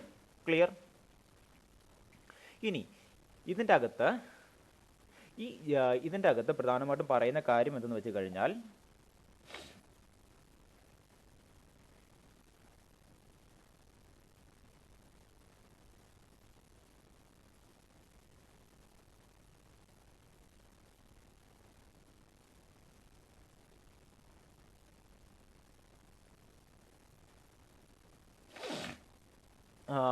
നമ്മൾ ആ ബിസിനസ്സുകാരൻ്റെ ജി എസ് ടി നമ്പർ മസ്റ്റായിട്ട് മെൻഷൻ ചെയ്തിട്ടുണ്ടാകും ജി എസ് ടി രജിസ്ട്രേഷൻ സർട്ടിഫിക്കറ്റിൻ്റെ ഉള്ളിൽ. ഓക്കെ, അത് നമ്മൾ കഴിഞ്ഞ ദിവസം പറഞ്ഞായിരുന്നു, അതായത് ജി എസ് ടി രജിസ്ട്രേഷൻ ഏതൊരു ബിസിനസ്സുകാരനാണ് ജി എസ് ടി രജിസ്ട്രേഷൻ കിട്ടുന്നത്, ആ ബിസിനസ്സുകാരൻ എന്തുണ്ടാകും?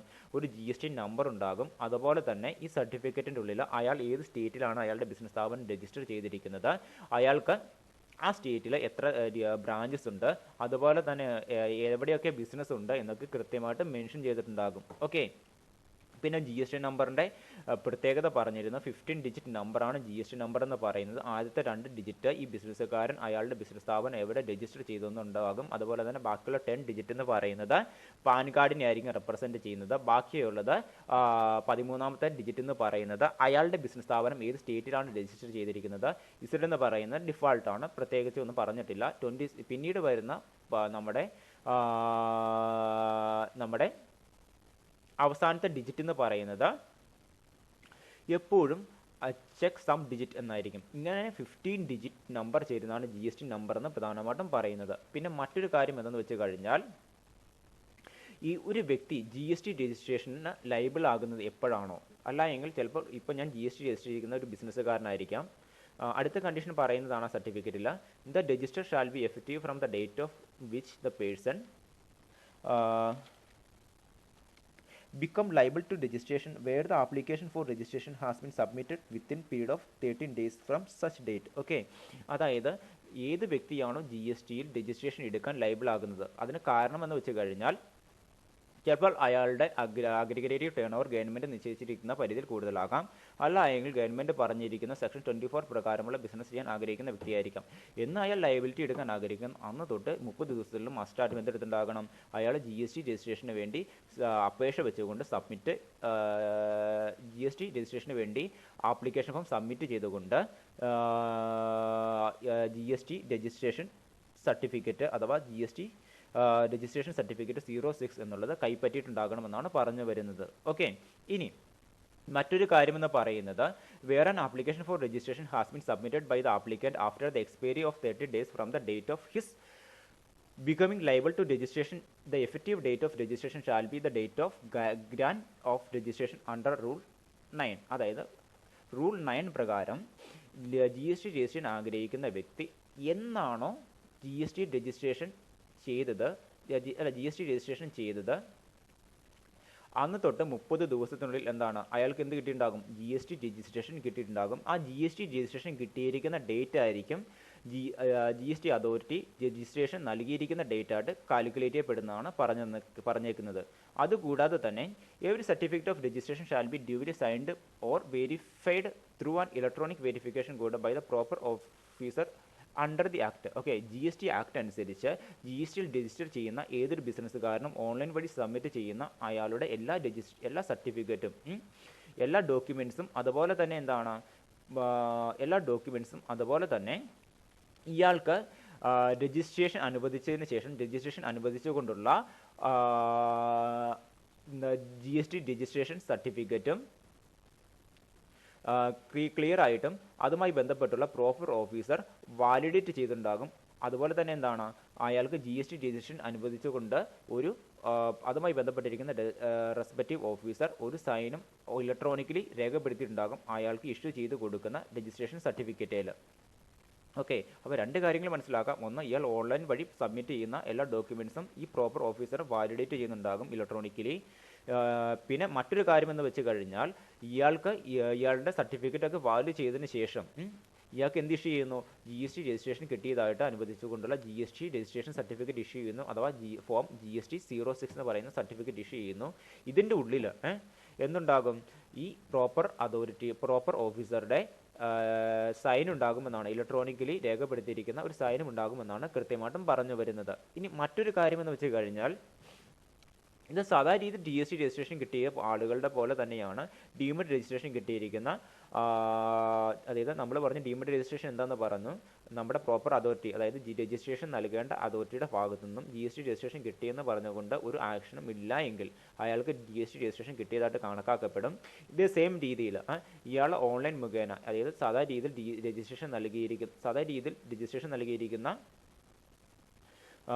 സാധാ രീതിയിൽ ബിസിനസ്സുകാർ എങ്ങനെയാണോ രജിസ്ട്രേഷൻ എടുത്തിരിക്കുന്നത് ആ ഓൺലൈൻ പോർട്ടലിൽ ഇയാൾക്ക് രജിസ്ട്രേഷൻ സർട്ടിഫിക്കറ്റ് കിട്ടിയിട്ടുണ്ടാകും. ഡീമിഡ് രജിസ്ട്രേഷൻ എടുക്കുന്ന ഏതൊരു ബിസിനസ്സുകാരനും അയാൾ ഏത് സൈറ്റിലാണോ ജി എസ് ടി രജിസ്ട്രേഷന് വേണ്ടി ആപ്ലിക്കേഷൻ ഫോം പൂരിപ്പിച്ച് കൊടുത്തിരിക്കുന്നത് അത് ടൈം പീരീഡ് കഴിഞ്ഞിട്ടും പ്രോപ്പർ അതോറിറ്റിയുടെ ജി എസ് ടി രജിസ്ട്രേഷൻ നൽകേണ്ട അതോറിറ്റിയുടെ ഭാഗത്ത് നിന്ന് യാതൊരു ആക്ഷൻ ഇല്ല എങ്കിലും ഓട്ടോമാറ്റിക്കലി അയാൾക്ക് എന്ത് കിട്ടിയിട്ടുണ്ടാകും? ജി എസ് ടി രജിസ്ട്രേഷൻ കിട്ടിയിട്ടുണ്ടാകും. അതുപോലെ തന്നെ ആ സൈറ്റിൽ നിന്നും അയാൾക്ക് എന്ത് അപ്ലോഡ് ചെയ്യാൻ പറ്റും? അയാൾക്ക് അയാളുടെ G S T registration certificate download ചെയ്യാൻ പറ്റും. അതുപോലെ തന്നെ എന്താണ് ഈ കാര്യം അതുമായി ബന്ധപ്പെട്ടിരിക്കുന്ന ജി എസ് ടി രജിസ്ട്രേഷൻ നൽകുന്ന അതോറിറ്റി ക്ലിയർ ആയിട്ടും ഡീമിഡ് രജിസ്ട്രേഷൻ ചെയ്യുന്ന ബിസിനസ്സുകാരെ അറിയിച്ചിട്ടുണ്ടാകണമെന്നാണ് പറഞ്ഞു വരുന്നത് സെക്ഷൻ 9 പ്രകാരം. അപ്പോൾ ഇത്രയേ ഉള്ളൂ. ചുരുക്കം പറഞ്ഞു കഴിഞ്ഞാൽ ഡീമിഡ് രജിസ്ട്രേഷൻ എടുത്ത വ്യക്തിക്ക് ആ അതോറിറ്റി ഡീമിഡ് രജിസ്ട്രേഷൻ എടുത്തിരിക്കുന്ന വ്യക്തിക്ക് അല്ലെങ്കിൽ ഡീമിഡ് രജിസ്ട്രേഷൻ ഡീമിഡ് രജിസ്ട്രേഷൻ കിട്ടിയിരിക്കുന്ന ഒരു ബിസിനസ്സുകാരന് അയാളുടെ G S T registration certificate അയാളുടെ പോർട്ടലിൽ നിന്നും ഡൗൺലോഡ് ചെയ്യാവുന്നതാണ് ഓൺലൈൻ മുഖേന. ഓക്കെ, അത് ഒരു നിശ്ചിത ടൈം പീരീഡ് കഴിയുമ്പോൾ ചിലപ്പോൾ എന്താണ് നോർമൽ രജിസ്ട്രേഷൻ ബിസിനസ്സുകാരനാണ്, അയാൾ സാധാ രീതിയിൽ എന്താണ് GSTR 01 എന്ന് പറയുന്ന രജിസ്ട്രേഷൻ ഫോം പൂരിപ്പിച്ച് കൊടുത്ത് 3 ദിവസത്തിനുള്ളിൽ എന്താണ് തെറ്റൊന്നും സംഭവിച്ചിട്ടില്ല എങ്കിൽ പ്രോപ്പർ അതോറിറ്റിയുടെ ഭാഗത്തുനിന്ന് യാതൊരു രീതിയിലുള്ള ആക്ഷനും ഇല്ല. അയാൾക്ക് എന്താണ് 3 ദിവസം കഴിയുമ്പോൾ വേണമെങ്കിൽ ഓൺലൈൻ മുഖേന അയാളുടെ എവിടെയാണ് ആപ്ലിക്കേഷൻ ഫോം സബ്മിറ്റ് ചെയ്തിരിക്കുന്നത് ആ പോർട്ടലിൻ്റെ അകത്ത് അയാൾക്ക് സർട്ടിഫിക്കറ്റ് കിട്ടിയതായിട്ട് കാണാൻ പറ്റും. അത് ഡൗൺലോഡ് ചെയ്തെടുക്കാം. ഒന്ന്. ഇനി രണ്ടാമത്തെ കാര്യം, ഏതെങ്കിലും തരത്തിൽ ഇങ്ങനെ രജിസ്ട്രേഷൻ നൽകുമ്പോൾ മിസ്റ്റേക്ക് സംഭവിച്ചു, എന്താണ് വീണ്ടും അയാൾ ഡോക്യുമെൻറ്റ്സ് ഒക്കെ എന്താണ് റീസബ്മിറ്റ് ചെയ്തു ഓൺലൈൻ മുഖേന GST ആപ്ലിക്കേഷൻ ഫോം 4 പ്രകാരമാണ് ഇയാൾ ഇങ്ങനെ വീണ്ടും എന്താണ് സബ്മിഷൻ നടത്തിയേക്കുന്നത്. അങ്ങനെയാണെങ്കിൽ ഇയാൾ 7 ദിവസം കാത്തിരിക്കണം. 7 ദിവസം കാത്തിരിക്കുന്നതിന് ശേഷം നമ്മുടെ GST അതോറിറ്റിയുടെ ഭാഗത്തു നിന്നും യാതൊരു കാരണവശാലും റെസ്പോൺസ് ഒന്നും ഇല്ല എങ്കിൽ എന്താണ് 7 ദിവസം കഴിയുമ്പോൾ ഈ വ്യക്തിക്ക് എന്ത് ചെയ്യാൻ പറ്റും? അയാൾ എവിടെയാണ് ആപ്ലിക്കേഷൻ ഫോം സമർപ്പിച്ചേക്കുന്നത് ആ പോർട്ടലിൻ്റെ ഉള്ളിൽ നിന്നും അയാളുടെ സർട്ടിഫിക്കറ്റ് രജിസ്ട്രേഷൻ സർട്ടിഫിക്കറ്റ് ഡൗൺലോഡ് ചെയ്തെടുക്കാമെന്നാണ് ഈ പറഞ്ഞു വരുന്നത്. ഓക്കെ, ഇപ്പോൾ മൊത്തം ഇത്രയേ ഉള്ളൂ ചുരുക്കരൂപം. ഇത്രയും കാര്യങ്ങളാണ് നമ്മുടെ ഇഷ്യൂ ഓഫ് രജിസ്ട്രേഷൻ സർട്ടിഫിക്കറ്റുമായി ബന്ധപ്പെട്ടിരിക്കുന്ന കാര്യങ്ങൾ. അപ്പോൾ രജിസ്ട്രേഷൻ സർട്ടിഫിക്കറ്റിൽ ഇത്രയേ ഉള്ളൂ. അയാളുടെ GST നമ്പർ ഉണ്ടാകും, അതുപോലെ തന്നെ അയാളുടെ ബിസിനസ്സുമായി ബന്ധപ്പെട്ടിരിക്കുന്ന പ്ലേസ്, അതുപോലെ തന്നെ എന്താണ് അയാളുടെ ബിസിനസ്സിൻ്റെ സ്റ്റേറ്റ്, അതുപോലെ തന്നെ ഈ GST രജിസ്ട്രേഷൻ നൽകുന്ന അതോറിറ്റിയുടെ അല്ലെങ്കിൽ പ്രോപ്പർ ഓഫീസറുടെ ഇലക്ട്രോണിക്കൽ സൈൻ, ഇത്രയും കാര്യങ്ങളാണ് GST രജിസ്ട്രേഷൻ സർട്ടിഫിക്കറ്റിൽ ഉള്ളത്. ഇനി മറ്റൊരു കാര്യമാണ് separate registration four multiple business verticals. Okay, ഞാൻ പറഞ്ഞിരുന്നു ബിസിനസ് വെർട്ടിക്കൽ ചെയ്യുന്ന ബിസിനസ്സുകാരെ പറ്റി അല്ലേ. നമ്മൾ ഇതിനു മുമ്പ് പഠിച്ചതാണ് എന്താണ് ബിസിനസ് വെർട്ടിക്കൽ എന്ന്. ഇതിനു മുമ്പ് നമ്മൾ ആപ്ലിക്കേഷൻ ഫോം സബ്മിറ്റ് ചെയ്ത് കൊടുക്കുമ്പോൾ പറഞ്ഞിരുന്നു എന്ത് GSTയിൽ എങ്ങനെയാണ് ബിസിനസ് വെർട്ടിക്കലുള്ള ബിസിനസ്സുകാർ അല്ലെങ്കിൽ ഒരു ബിസിനസ്സുകാരന് ബിസിനസ് വെർട്ടിക്കൽ ഉണ്ടെങ്കിൽ ലംബമായ ബിസിനസ് സ്ഥാപനങ്ങൾ ഉണ്ടെങ്കിൽ അയാൾ എങ്ങനെയൊക്കെയാണ് GST രജിസ്ട്രേഷൻ എടുക്കേണ്ടതെന്ന് പറഞ്ഞു കഴിഞ്ഞിരുന്നു. ഓക്കെ, അപ്പോൾ ഇങ്ങോട്ട് ശ്രദ്ധിക്കുക എന്തൊക്കെ കാര്യങ്ങളാണ് ഉള്ളതെന്ന് ഫസ്റ്റ് പറഞ്ഞു തരാം. ആദ്യത്തെ കാര്യം എന്ന് പറയുന്നത്, ഇപ്പോൾ ഞാൻ കേരളത്തിൽ രജിസ്റ്റർ ചെയ്തിരിക്കുന്ന ഒരു ഉദാഹരണത്തിലൂടെ അത് പറഞ്ഞു തരാം. ഞാൻ കേരളത്തിലെ ഒരു ബിസിനസ്സുകാരനാണ്. എനിക്ക് ലംബമായിട്ട് കേരളത്തിൽ 3 രീതിയിലുള്ള ബിസിനസ് സ്ഥാപനമുണ്ടെന്ന് കരുതുക. ഒരു തുണിമില്ലുണ്ട്, തുണി ഉൽപ്പാദിപ്പിക്കുന്ന ഒരു തുണിമില്ലുണ്ട്, തുണി വിറ്റഴിക്കുന്ന ഒരു തുണിക്കടയുണ്ട്, അതുപോലെ തന്നെ ഇതെന്താണ് ഡിസ്ട്രിബ്യൂട്ട് ചെയ്യുന്ന ഒരു ഏജൻസിയും ഉണ്ടെന്ന് കരുതുക. ഇങ്ങനെ 3 ലംബമായിട്ടുള്ള ഒരു ബിസിനസ് സ്ഥാപനമുണ്ട് എനിക്ക് കേരളത്തിൽ അല്ലേ. അപ്പോൾ ഈ 3 തുണിമില്ലുണ്ട്, തുണിക്കടയുണ്ട്, അതുപോലെ തുണി ഡിസ്ട്രിബ്യൂട്ട് ചെയ്യുന്ന വിറ്റഴിക്കുന്ന ഏജൻസിയുമുണ്ട്. ഈ 3 ബിസിനസ്സും ഒരേ സ്വഭാവമുള്ളതാണ് എങ്കിലും 3 രീതിയിലുള്ള ബിസിനസ്സാണ് അല്ലേ. ഞാൻ എന്ത് ചെയ്യണം, എനിക്ക് ഈ 3 ബിസിനസ് സ്ഥാപനത്തിനും സെപ്പറേറ്റ് ആണ്, അല്ലെങ്കിൽ 3 ബിസിനസ് സ്ഥാപനത്തിൻ്റെ പേരിൽ സെപ്പറേറ്റ് ആണ്, അതായത് 3 കൂടി ഒരുമിച്ചല്ല ഈ 3 ബിസിനസ് സ്ഥാപനത്തിന് വേണ്ടി ഒരൊറ്റ GST രജിസ്ട്രേഷൻ അല്ല ഞാൻ എടുക്കേണ്ടത്, പിന്നെയോ സെപ്പറേറ്റ് ആയിട്ടുള്ള GST രജിസ്ട്രേഷൻ ആണ് ഞാൻ എടുക്കേണ്ടത്. അതായത് തുണി വിൽക്കുന്ന മില്ലിന് എൻ്റെ തുണിക്കടയ്ക്ക് അല്ല തുണി ഉൽപ്പാദിപ്പിക്കുന്ന തുണി മില്ലിന് GST രജിസ്ട്രേഷൻ എടുക്കേണ്ടത് വേറെ രീതിയിൽ. അതുപോലെ തന്നെ തുണിക്കടയ്ക്ക്, അതുപോലെ തന്നെ ഏജൻസിക്ക്, തുണി വിറ്റഴിക്കുന്ന ഏജൻസിക്ക്, അല്ലെങ്കിൽ തുണി ഡിസ്ട്രിബ്യൂട്ട് ചെയ്യുന്ന ഏജൻസിക്ക്, ഈ 3 ബിസിനസ് സ്ഥാപനങ്ങൾക്കും 3 രീതിയിലാണ് ഞാൻ രജിസ്റ്റർ ചെയ്യേണ്ടത്. അതുപോലെ തന്നെ അതായത് സെപ്പറേറ്റ് ആയിട്ട് രജിസ്ട്രേഷൻ എടുക്കണം. കിട്ടുന്ന GST നമ്പർ 3 ബിസിനസ് സ്ഥാപനത്തിനും സെപ്പറേറ്റ് ആയിരിക്കുമെന്നാണ് പറഞ്ഞു വരുന്നത്. ഓക്കെ, ഇനി മറ്റൊരു കാര്യമെന്ന് വെച്ച് കഴിഞ്ഞാൽ ഈ ബിസിനസ് വെർട്ടിക്കലുള്ള ഒരു വ്യക്തിക്ക് ഒരിക്കലും കോമ്പോസിഷൻ സ്കീമിൽ രജിസ്റ്റർ ചെയ്യാൻ പറ്റില്ല എന്നാണ് പറയുന്നത്. അതായത് നിങ്ങളോട് പറഞ്ഞിരിക്കുന്നത് the business vertical of a taxed person shall not be guaranteed registration to pay tax under section 10 composite tax. അതായത് നമുക്ക് GSTയുടെ അകത്ത് നമുക്ക് മുന്നോട്ട് വരുമ്പോൾ പഠിക്കാം എന്താണ് ഏതൊക്കെ രീതിയിൽ ഒരു വ്യക്തിക്ക് GSTയുടെ അകത്ത് രജിസ്ട്രേഷൻ എടുക്കാമെന്ന്. ഒരു വ്യക്തിക്ക് GSTയുടെ അകത്ത് 2 രീതിയിലുള്ള രജിസ്ട്രേഷനാണ് എടുക്കാൻ പറ്റുന്നത്. ഒന്ന് കോമ്പോസിഷൻ സ്കീമിലും പിന്നെ റെഗുലർ സ്കീമിലും. അപ്പോൾ ബിസിനസ് വെർട്ടിക്കലുള്ള ഒരു ബിസിനസ്സുകാരന് ഒരിക്കലും അയാളുടെ ബിസിനസ് സ്ഥാപനങ്ങളെ അല്ലെങ്കിൽ ബിസിനസ് ലംബങ്ങളെ ഒരിക്കലും കോമ്പോസിഷൻ സ്കീമിൽ രജിസ്റ്റർ ചെയ്യാൻ പറ്റില്ല എന്നാണ് പറഞ്ഞു വരുന്നത്. അതായത് സെക്ഷൻ 10 എന്ന് പറയുന്നത് കോമ്പോസിഷൻ സ്കീമാണ്. കോമ്പോസിഷൻ സ്കീം പ്രകാരം ബിസിനസ് വെർട്ടിക്കലുള്ള ഒരു ടാക്സ് പേയർക്ക് അയാളുടെ ബിസിനസ് സ്ഥാപനത്തെ ഒരിക്കലും ടാക്സ് പേ ചെയ്യാൻ വേണ്ടി GSTയുടെ അകത്ത് കോമ്പൻസേഷൻ സ്കീമിൽ രജിസ്ട്രേഷൻ എടുക്കാൻ പറ്റുകയില്ല. പിന്നെയോ അയാൾ ഏത് സ്കീമിലാണ് രജിസ്റ്റർ ചെയ്യേണ്ടത്? അയാൾ റെഗുലർ സ്കീമിലാണ് അയാളുടെ ഓരോ ബിസിനസ് വെർട്ടിക്കൽ സ്ഥാപനവും രജിസ്റ്റർ ചെയ്യേണ്ടത്. ഓക്കെ, സെക്ഷൻ 9 എന്ന് പറയുന്നത് റെഗുലർ സ്കീമാണ്. ഓക്കെ, ക്ലിയർ ആയോ ആ ഒരു ഭാഗം? ഒന്നുകൂടെ പറഞ്ഞു തരാം.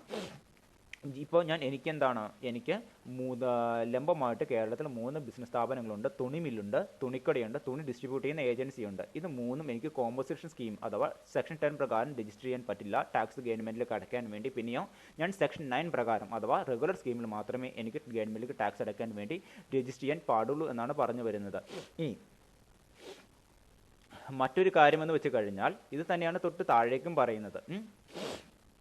നമ്മൾ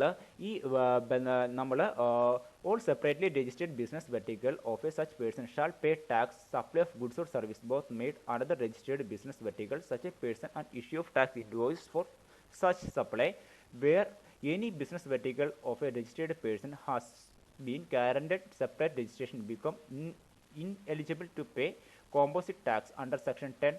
All other business verticals of a person shall become ineligible to pay composite tax.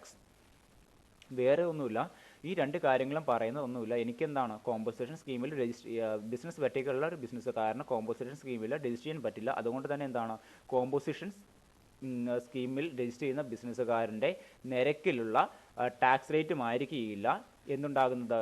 ആ രീതിയിലുള്ള ടാക്സ് റേറ്റും ആയിരിക്കുകയില്ല ബിസിനസ് വെർട്ടിക്കലുള്ള ബിസിനസ്സുകാർ ഗവൺമെൻറ്റിലേക്ക് അടയ്ക്കേണ്ടി വരിക എന്നാണ് പറഞ്ഞു വരുന്നത്. പിന്നെ മറ്റൊരു കാര്യം എന്താണെന്ന് പറഞ്ഞു കഴിഞ്ഞാൽ ഇവർ റെഗുലർ സ്കീമിലായിരിക്കണം രജിസ്ട്രേഷൻ എടുക്കേണ്ടത്. അപ്പോൾ ഞാൻ റെഗുലർ സ്കീം രജിസ്റ്റർ ചെയ്യുന്ന ബിസിനസ്സുകാരനാണെങ്കിൽ ഞാൻ ബിസിനസ് വെർട്ടിക്കലുള്ള ഒരു വ്യക്തിയാണ് അല്ലെങ്കിൽ ലംബമായിട്ട് ബിസിനസ് ചെയ്യുന്ന ബിസിനസ് സ്ഥാപനമുള്ള വ്യക്തിയാണ്, എനിക്ക് തുണിമില്ലുണ്ട്, അതുപോലെ തന്നെ എന്താണ് തുണിക്കടയുണ്ട്, തുണി ഡിസ്ട്രിബ്യൂട്ട് ചെയ്യുന്ന ഏജൻസി ഉണ്ട്. ഈ 3 കാര്യങ്ങൾ റെഗുലേറ്ററി സ്കീം അഥവാ സെക്ഷൻ 9 പ്രകാരമാണ് രജിസ്റ്റർ ചെയ്തേക്കുന്നത്. ഓക്കെ, അപ്പോൾ ഞാൻ എന്ത് ചെയ്യണം? ഞാൻ ഏതെങ്കിലും ഗുഡ്സ് ഈ ബിസിനസ് രംഗങ്ങളിലേക്ക്, ഈ 3 സ്ഥലങ്ങളിലേക്ക് പ്രൊഡക്റ്റുകൾ അല്ലെങ്കിൽ ഗുഡ്സോ സർവീസോ സപ്ലൈ ചെയ്യുമ്പോഴോ അല്ലെങ്കിൽ പർച്ചേസ് ചെയ്യുമ്പോഴോ ടാക്സിൻ്റെ ഒരു കാര്യം, ടാക്സ് പേ ചെയ്യുകയോ അല്ലെങ്കിൽ ടാക്സ് കളക്ട് ചെയ്യുകയോ ചെയ്യുന്നു അല്ലേ? അപ്പോൾ ആ സന്ദർഭങ്ങളിൽ എന്താണ് ഞാൻ ഇൻവോയ്സ് ഇഷ്യൂ ചെയ്യുന്നതും ഇൻവോയ്സ് ടാക്സ് കളക്ട് ചെയ്യുന്നതും പേ ചെയ്യുന്നതും ഏത് സെക്ഷൻ പ്രകാരമായിരിക്കും? അണ്ടർ സെക്ഷൻ 9 പ്രകാരമായിരിക്കും, റെഗുലർ സ്കീം പ്രകാരമായിരിക്കും ടാക്സ് പേ ചെയ്യുന്നതും ടാക്സ് കളക്ട് ചെയ്യുന്നതും ചെയ്യുന്നത്. ഓക്കെ, അല്ലാതെ സെക്ഷൻ 10 പ്രകാരം അഥവാ കോമ്പോസിറ്റ് ടാക്സ് പ്രകാരമല്ല ടാക്സ് കളക്ട് ചെയ്യുകയും ടാക്സ് പേ ചെയ്യുകയും ചെയ്യുന്നത്, അല്ലെങ്കിൽ ഇൻവോയ്സ് ഇഷ്യൂ ചെയ്യുകയും ചെയ്യുന്നത്. ഓക്കെ, ഇനി മറ്റൊരു കാര്യം എന്തെന്ന് വെച്ച് കഴിഞ്ഞാൽ എൻ്റെ ഞാൻ ജി എസ് ടിയുടെ അകത്ത് എനിക്ക് ലംബമായിട്ട് ബിസിനസ്സുള്ള അല്ലെങ്കിൽ എന്താണ് ഓരോ ഇങ്ങനെ 3 രീതിയിൽ ലംബമായിട്ട് ബിസിനസ്സുള്ള ഒരു വ്യക്തിയാണ് ഞാനെങ്കിൽ ഞാൻ ജി എസ് ടി രജിസ്ട്രേഷൻ എടുക്കുമ്പോൾ ജി എസ് ടി രജിസ്ട്രേഷൻ എടുക്കാനുള്ള application form registration form G S T registration 01 എന്ന് പറയുന്ന ആപ്ലിക്കേഷൻ ഫോം പൂരിപ്പിച്ച് കൊടുക്കുമ്പോൾ തന്നെ കൃത്യമായിട്ടും അതിൻ്റെ ഉള്ളിൽ സ്പെസിഫൈ ചെയ്ത് പറഞ്ഞിട്ടുണ്ടാകണം എനിക്ക് എല്ലാ ടാക്സും ഞാൻ പേ ചെയ്യുന്ന ഏത് പ്രകാരമായിരിക്കും? സെക്ഷൻ 9 പ്രകാരമായിരിക്കും അല്ലെങ്കിൽ റെഗുലർ സ്കീം പ്രകാരമായിരിക്കും ഗവൺമെൻറ്റിലേക്ക് ടാക്സ് അടയ്ക്കുന്നത്. അതുപോലെ തന്നെ എനിക്ക് ഏതൊക്കെ ബിസിനസ് ലംബമാണ് ഉള്ളത് എന്ന്, ഏതൊക്കെ തരത്തിലുള്ള ബിസിനസ് ലംബമാണ് ഉള്ളതെന്ന് കൃത്യമായിട്ടും form G S T registration 01 പറഞ്ഞിട്ടുണ്ടാകണം. അതായത് ഒന്നുകൂടെ ക്ലിയർ ആയിട്ട് പറഞ്ഞു കഴിഞ്ഞാൽ, ഇപ്പോൾ ഞാൻ എന്താണ് ഈ കേരളത്തിലെ ബിസിനസ്സുകാരനാണ്, എനിക്ക് 3 രീതിയിലുള്ള ബിസിനസ് സ്ഥാപനങ്ങളുണ്ട്. ഏതാണ്? തുണിമില്ലുണ്ട്, അതുപോലെ തന്നെ എന്താണ് തുണി ഡിസ്ട്രിബ്യൂട്ട് ചെയ്യുന്ന ഏജൻസി ഉണ്ട്, തുണിക്കടയുണ്ട്. ഓക്കെ, ഇത് മൂന്ന് സ്വഭാവമുള്ളതാണ്. ഈ മൂന്നെണ്ണത്തിനും ഇൻഡിവിജ്വലി ഞാൻ എന്തെടുക്കണം? ജി എസ് ടി രജിസ്ട്രേഷൻ എടുക്കണം. ഓക്കെ, അന്നേരം ഞാൻ പൂരിപ്പിച്ച് കൊടുക്കേണ്ട ആപ്ലിക്കേഷൻ ഫോം ഏതാണ്? എനിക്ക് ജി എസ് ടി രജിസ്ട്രേഷൻ വേണമെന്ന് പറഞ്ഞ് പൂരിപ്പിച്ച് കൊടുക്കേണ്ട ആപ്ലിക്കേഷൻ ഫോം ഏതാണ്? ഫോം ജി എസ് ടി 01 ആണ് പൂരിപ്പിച്ച് കൊടുക്കേണ്ടത് അല്ലേ?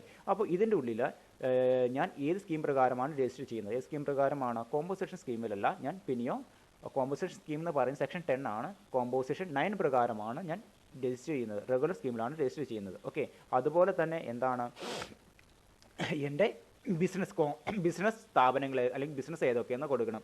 തുണിമില്ലാണെങ്കിൽ തുണിമില്ല, ഡിസ്ട്രിബ്യൂഷൻ ഏജൻസി എനിക്കുണ്ടെങ്കിൽ അതുപോലെ തന്നെ എന്താണ് തുണിക്കടയുണ്ടെങ്കിൽ തുണിക്കട, ഈ കാര്യങ്ങളൊക്കെ കൃത്യമായിട്ടും ആ ആപ്ലിക്കേഷൻ ഫോമിൽ സെപ്പറേറ്റ് ഈ ഫോമിൻ്റെ ഒപ്പം തന്നെയുള്ള ഒരു സെപ്പറേറ്റ് ആപ്ലിക്കേഷൻ ഫോമിൽ പൂരിപ്പിച്ച് കൊടുക്കണമെന്നാണ് പറഞ്ഞിട്ടുള്ളത്. ഓക്കെ, അതായത് സാധാരണ ബിസിനസ് നമ്പർ ഇല്ലാത്ത വ്യക്തി ഏത് കാര്യം മാത്രം പൂരിപ്പിച്ച് കൊടുത്താൽ മതി? Registration form G S T registration 01 മാത്രം പൂരിപ്പിച്ച് കൊടുത്താൽ മതി. എന്നാൽ ലംബമായിട്ട് ബിസിനസ് സ്ഥാപനമുള്ള വ്യക്തി ഇതിൻ്റെ ഒപ്പം തന്നെ ലംബമായിട്ടുള്ള ഒരു വ്യക്തി ബിസിനസ് വെർട്ടിക്കൽ സ്ഥാപനങ്ങളുള്ള ഒരു ബിസിനസ്സുകാരൻ ജി എസ് ടി രജിസ്ട്രേഷൻ എടുക്കണമെങ്കിൽ form G S T registration 01 ഒപ്പം തന്നെ എന്താണ് ഇയാളുടെ ബിസിനസ് വെർട്ടിക്കൽസ് വ്യക്തമാക്കുന്ന സെപ്പറേറ്റ് ആപ്ലിക്കേഷൻ ഫോം ഉണ്ട്, അതുകൂടി ഇതിൻ്റെ ഒപ്പം തന്നെ പൂരിപ്പിച്ച് കൊടുക്കണം. എങ്കിൽ മാത്രമേ ഇയാൾക്ക് എന്ത് കിട്ടുകയുള്ളൂ? ജി എസ് ടി രജിസ്ട്രേഷൻ കിട്ടുകയുള്ളൂ എന്നാണ് പറഞ്ഞു വരുന്നത്. ഓക്കെ, ഈ പറഞ്ഞിരിക്കുന്ന കാര്യങ്ങളിൽ നിങ്ങൾക്ക് എവിടെയെങ്കിലും ഡൗട്ട് ഉണ്ടെങ്കിൽ ചോദിക്കാവുന്നതാണ്, ഗ്രൂപ്പിൽ ചോദിക്കുക. Thank you.